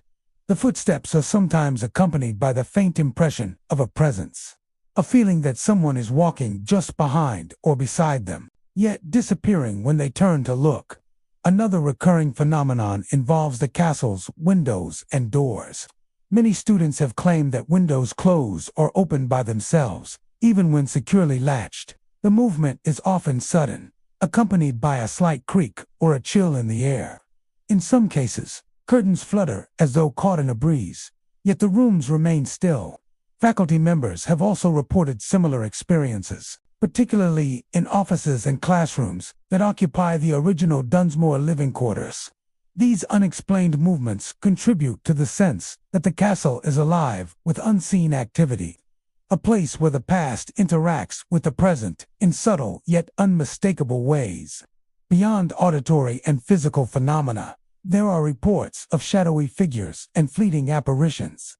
Students have described glimpsing figures in period clothing, moving silently through corridors or lingering near doorways. These shapes are often indistinct, appearing briefly in peripheral vision before vanishing when directly observed. Some claim to have seen more defined apparitions, such as a woman in a long dress standing near the grand staircase, or a man in a suit watching from a balcony. Though these sightings are rare, their consistency over time suggests that the Dunsmuir family may still inhabit the spaces they once called home. The castle's gardens and grounds are also said to be touched by the family's lingering presence. Visitors walking through the manicured lawns and ornate fountains sometimes report the sound of voices carried on the wind, the faint clatter of footsteps on gravel paths, or the sensation of being watched. The sprawling estate, with its secluded corners and dense trees, creates an atmosphere where imagination and reality can intertwine, enhancing the feeling that Hatley Castle is a living entity imbued with memory. Paranormal investigations have been conducted at Hatley Castle over the years, with enthusiasts and researchers attempting to document the reported activity. Cameras have captured unexplained movements and shadows, while audio recordings occasionally pick up faint whispers, footsteps, or indistinct murmurs in empty rooms. Thermal imaging and other equipment have noted sudden cold spots in hallways and offices, particularly in areas corresponding with the reported sightings. While skeptics attribute some occurrences to the castle's age, acoustics, or drafts, many remain convinced that the Dunsmuir family's spirits linger, bound to the place that was central to their lives. The history of the castle adds depth to the haunting narrative. James Dunsmuir and his family experienced wealth and privilege, but also the challenges of illness, loss, and human conflict. Some legends suggest that certain members of the family met untimely deaths within the castle, reinforcing the idea that their spirits may have remained behind. Oral histories, family records, and local folklore blend with the stories of students and visitors, creating a layered tapestry of both historical fact and supernatural legend. Despite the paranormal activity, Hatley Castle continues to serve as an important part of Royal Roads University. Students attend classes, faculty conduct research, and visitors explore the historic rooms and gardens, often unaware of the subtle presences that share the space. For those attuned to the castle's energy, however, the echoes of footsteps, the sudden movements of windows, and the glimpses of shadowy figures are constant reminders that Hatley Castle is not merely a building, but a repository of memory, emotion, and lingering life. The castle demonstrates how history and the supernatural can coexist. Its halls are filled with the footsteps of students and staff during the day. Yet as evening falls, the echoes of the past seem to awaken. The presence of the Dunsmuir family seen in fleeting apparitions, heard in the cadence of footsteps, or felt in the movement of air serves as a reminder that some histories refuse to remain silent. The combination of opulent architecture, rich family legacy, and unexplained phenomena ensures that Hatley Castle continues to fascinate, inspiring both awe and a respectful sense of unease among all who pass through its doors. Hatley Castle remains a living testament to British Columbia's past, a place where education, history, and the unexplained intersect. The footsteps echoing through the corridors, the windows that close by themselves, and the shadowy figures glimpsed in the corners all contribute to an atmosphere in which the castle-esque original inhabitants continue to make themselves known. For students, visitors, and historians alike, Hatley Castle is more than an architectural marvel. It is a place where the past lingers, whispering in stone and shadow, and where the Dunsmuir family's presence endures, silently observing the world that has grown around them. Ottawa's Bytown Museum, nestled along the banks of the Red Oak Canal, is a historic landmark that dates back to the early 19th century. Originally constructed as a storehouse in 1827 to support canal construction, the building has witnessed nearly 2 centuries of Ottawa's history. Today, it serves as a museum, preserving artifacts and stories of the city's early days. Yet, it is equally renowned for its collection of eerie encounters. Visitors and staff alike report ghostly phenomena, voices in empty rooms, sudden chills, and fleeting apparitions that hint at a presence lingering long after the building's original inhabitants have passed. The Bytown Museum has earned a reputation as one of Ottawa's most haunted sites, where the past seems to bleed into the present. The museum's history is closely tied to the construction of the Rideau Canal, one of Canada's most significant engineering feats. Workers, soldiers, and laborers lived, worked, and sometimes died within or near the storehouse, and the building later served various functions, including as a military supply depot and a storage facility. These early decades were marked by hardship and struggle, and some believe that the intense emotions and sudden deaths that occurred within its walls have left an imprint on the structure. Today, visitors often report sensations that cannot be explained by modern conditions, suggesting that the building retains echoes of its turbulent past. One of the most frequently reported phenomena in the Bytown Museum is the sound of voices in rooms that appear empty. Patrons have described hearing whispered conversations, footsteps, or even distinct phrases that vanish when investigated. The voices are often faint, barely audible above the ambient sounds of the museum. Yet they create an unmistakable feeling that someone or something is present. Staff members have recounted instances where they felt compelled to look behind doors or cabinets, only to find no one there. The auditory disturbances are often concentrated in the older sections of the building, where the original stone walls and wooden floors create an atmosphere of history and isolation. Apparitions are another hallmark of the museum's haunting. Visitors sometimes catch glimpses of figures in 19th century attire moving across hallways or near display areas. These figures are often described as translucent and fleeting, appearing for only a moment before vanishing. Some witnesses have reported seeing a man in a worker's uniform or a woman carrying what appears to be archival materials, walking silently as if tending to tasks long forgotten. Others claim to have seen shadows that move independently of light sources, suggesting a presence that is not bound by natural laws. These sightings, while brief, leave a lasting impression, reinforcing the museum's reputation for supernatural activity. Sudden cold spots are also a frequent occurrence, particularly near stairwells, storage areas, and corners of exhibit rooms.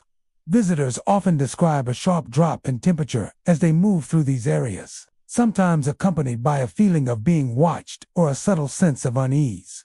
Staff members who spend long hours in the museum report similar experiences, noting that the chill is localized and cannot be attributed to drafts, heating systems, or exterior weather conditions. These cold spots often coincide with other phenomena, such as the sound of footsteps or the appearance of an apparition, suggesting a connection between the sensations and the presence of lingering spirits. Paranormal enthusiasts have investigated the Bytown Museum extensively, employing audio recording equipment, cameras, and thermal imaging to document unusual activity. Many have captured anomalies, including unexplained orbs of light, shadows that appear and disappear, and cold spots in areas verified to be empty. Audio recordings occasionally reveal faint sounds resembling footsteps, whispering, or creaking floorboards. While skeptics argue that the building's age, acoustics, and ventilation could explain some occurrences, the consistency and specificity of these reports over decades have convinced many that the museum is truly haunted. Visitors have shared personal experiences that illustrate the museum's eerie atmosphere. One guest reported feeling a light brush against their shoulder while examining a display, only to turn and see no one nearby. Another described standing in a dimly lit hallway when a faint voice called out a name, sending chills down their spine. A staff member recounted encountering a fleeting shadow in a storage room late at night, accompanied by a sudden drop in temperature and the unmistakable sense of being observed. These accounts, repeated over time, suggest that the Bytown Museum holds more than artifacts and historical records it contains. Remnants of the lives and events that shaped the building over nearly 2 centuries. The museum's layout and architecture contribute to the haunting experiences. Its stone walls, narrow corridors, and wooden floors create an environment where sound travels oddly, shadows shift unpredictably, and light behaves in unexpected ways. This interplay of physical characteristics and history enhances the feeling of the supernatural, making even routine visits an immersive experience. Visitors often describe the museum as a place where the past feels tangible, as if the spirits of those who built, worked in, and lived near the storehouse continue to move among the exhibits. The haunting of the Bytown Museum is more than mere legend. It is intertwined with Ottawa's history. The storehouse played a vital role in the construction of the canal and the development of the city, and the people who passed through its doors left impressions that may linger in the form of spectral activity. The combination of historical significance, architectural atmosphere, and repeated eyewitness accounts creates a compelling case for the presence of the unexplained. Visitors leave the museum with stories of footsteps, voices, and apparitions that are as much a part of Ottawa's heritage as the artifacts themselves. Despite the eerie reputation, the Bytown Museum remains a cherished cultural and historical site. Students, tourists, and locals explore its exhibits to learn about Ottawa's past, often discovering the haunted side of the building as well. The experience is immersive, blending education with an encounter with history that feels alive in unexpected ways. The echoes of voices, the sudden cold spots, and the fleeting apparitions all serve as reminders that some places, particularly those rich in history and human emotion, never truly relinquish the energy of those who came before. The Bytown Museum stands as a testament to the enduring presence of history, memory, and the unexplained. Its corridors and rooms carry the whispers of the past, the footsteps of long-gone workers, and the shadowy figures of lives that shaped the city. Visitors may come seeking knowledge of Ottawa's early days, but many leave with stories of encounters that blur the line between the historical and the supernatural. The museum is a place where time feels fluid, and where the voices of the past continue to speak, reminding all who enter that history is not only recorded in books and artifacts, but also echoed in the spaces where it unfolded. The Richard L. Hearn Generating Station in Toronto stands as a massive monument to a bygone industrial age. Once a vital source of power for the city, the plant has long been decommissioned, left to decay into a skeletal ruin of concrete and steel. Its towering smokestack, visible for miles, looms over the waterfront like a watchful sentinel. To the urban explorers and curious visitors who venture inside, it is far more than an abandoned building. Within its cavernous chambers, shadows seem to move of their own accord, whispers echo in the silence, and a heavy presence hangs in the air, leaving many convinced that the Hearn Station is haunted. Constructed in the 1950s, the generating station produced electricity for decades before closing in 1983. Since then, it has become a shell of its former self. Graffiti covers the walls. Rust spreads across the beams, and broken windows filter dim light into the endless interior. But the vast emptiness of the plant only seems to amplify the supernatural encounters reported there. For those who dare to step into the darkened corridors, the silence is never truly silent. Faint footsteps, the sound of machinery turning when nothing works, and muffled voices seem to carry from nowhere. Explorers often describe the sensation of being watched. Some say it feels as if dozens of unseen eyes are fixed on them as they navigate the plant's maze-like passages. The echoes of dripping water and the distant creak of metal can explain part of the unease, but many swear they have encountered something more. Several people claim to have seen shadowy figures darting across the massive turbine hall, silhouettes darker than the darkness itself. These forms vanish as quickly as they appear, leaving the viewer in doubt as to whether they truly saw something or if their real imagination was playing tricks in the dim light. One recurring story is of a tall figure that lingers in the control room. Witnesses describe entering the room and catching sight of a human-like shadow standing by the dusty panels, as though it still oversees the long-dead machinery. When approached, the figure fades into nothingness. More unsettling are the reports of whispers that rise suddenly, often near stairwells or doorways. They are never clear enough to form words, but many explorers describe them as urgent and close, as if someone is speaking just behind their shoulder. When they turn, the room is always empty. Some believe these experiences could be tied to the tragic accidents rumored to have occurred during the plant's operation. Large industrial sites like Hearn were dangerous workplaces, and though official records are scarce, workers have spoken of deadly falls, machinery malfunctions, and other fatal mishaps that claimed lives. Whether these lost workers remain tethered to the building in spirit, or whether the oppressive atmosphere merely tricks the senses, remains an open question. Adding to the unease is the way the building itself seems alive. Heavy doors are said to slam shut on windless days. Windows crack with sudden force, startling those nearby. Some report hearing the grinding of machinery as if the power plant is still running, despite the silence of its long-dead turbines. There are even accounts of sudden drops in temperature, where breath becomes visible and skin prickles with cold, even in the heat of summer. Despite the dangers of collapsing ceilings and unstable floors, thrill-seekers continue to sneak into the plant, drawn by its reputation as one of Toronto's most haunted industrial ruins. Some bring cameras and audio recorders in hopes of capturing proof of the paranormal. Strange orbs of light have appeared in photographs, while ghost hunters claim to have recorded unexplained voices echoing on tape. The sheer scale of the building's vast halls that swallow sound and shadow alike makes it the perfect setting for the mind to wander into darker realms. Even those who dismiss ghost stories admit that the Hearn generating station holds a power of its own.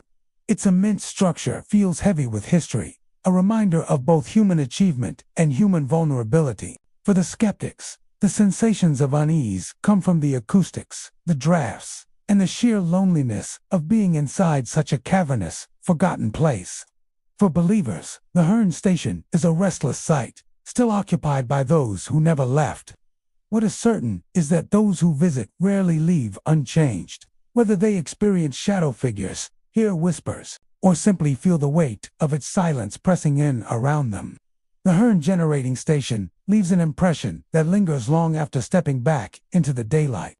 It is more than a ruin. It is a place where the past refuses to die, where steel and stone hold echoes of voices that will not be silenced.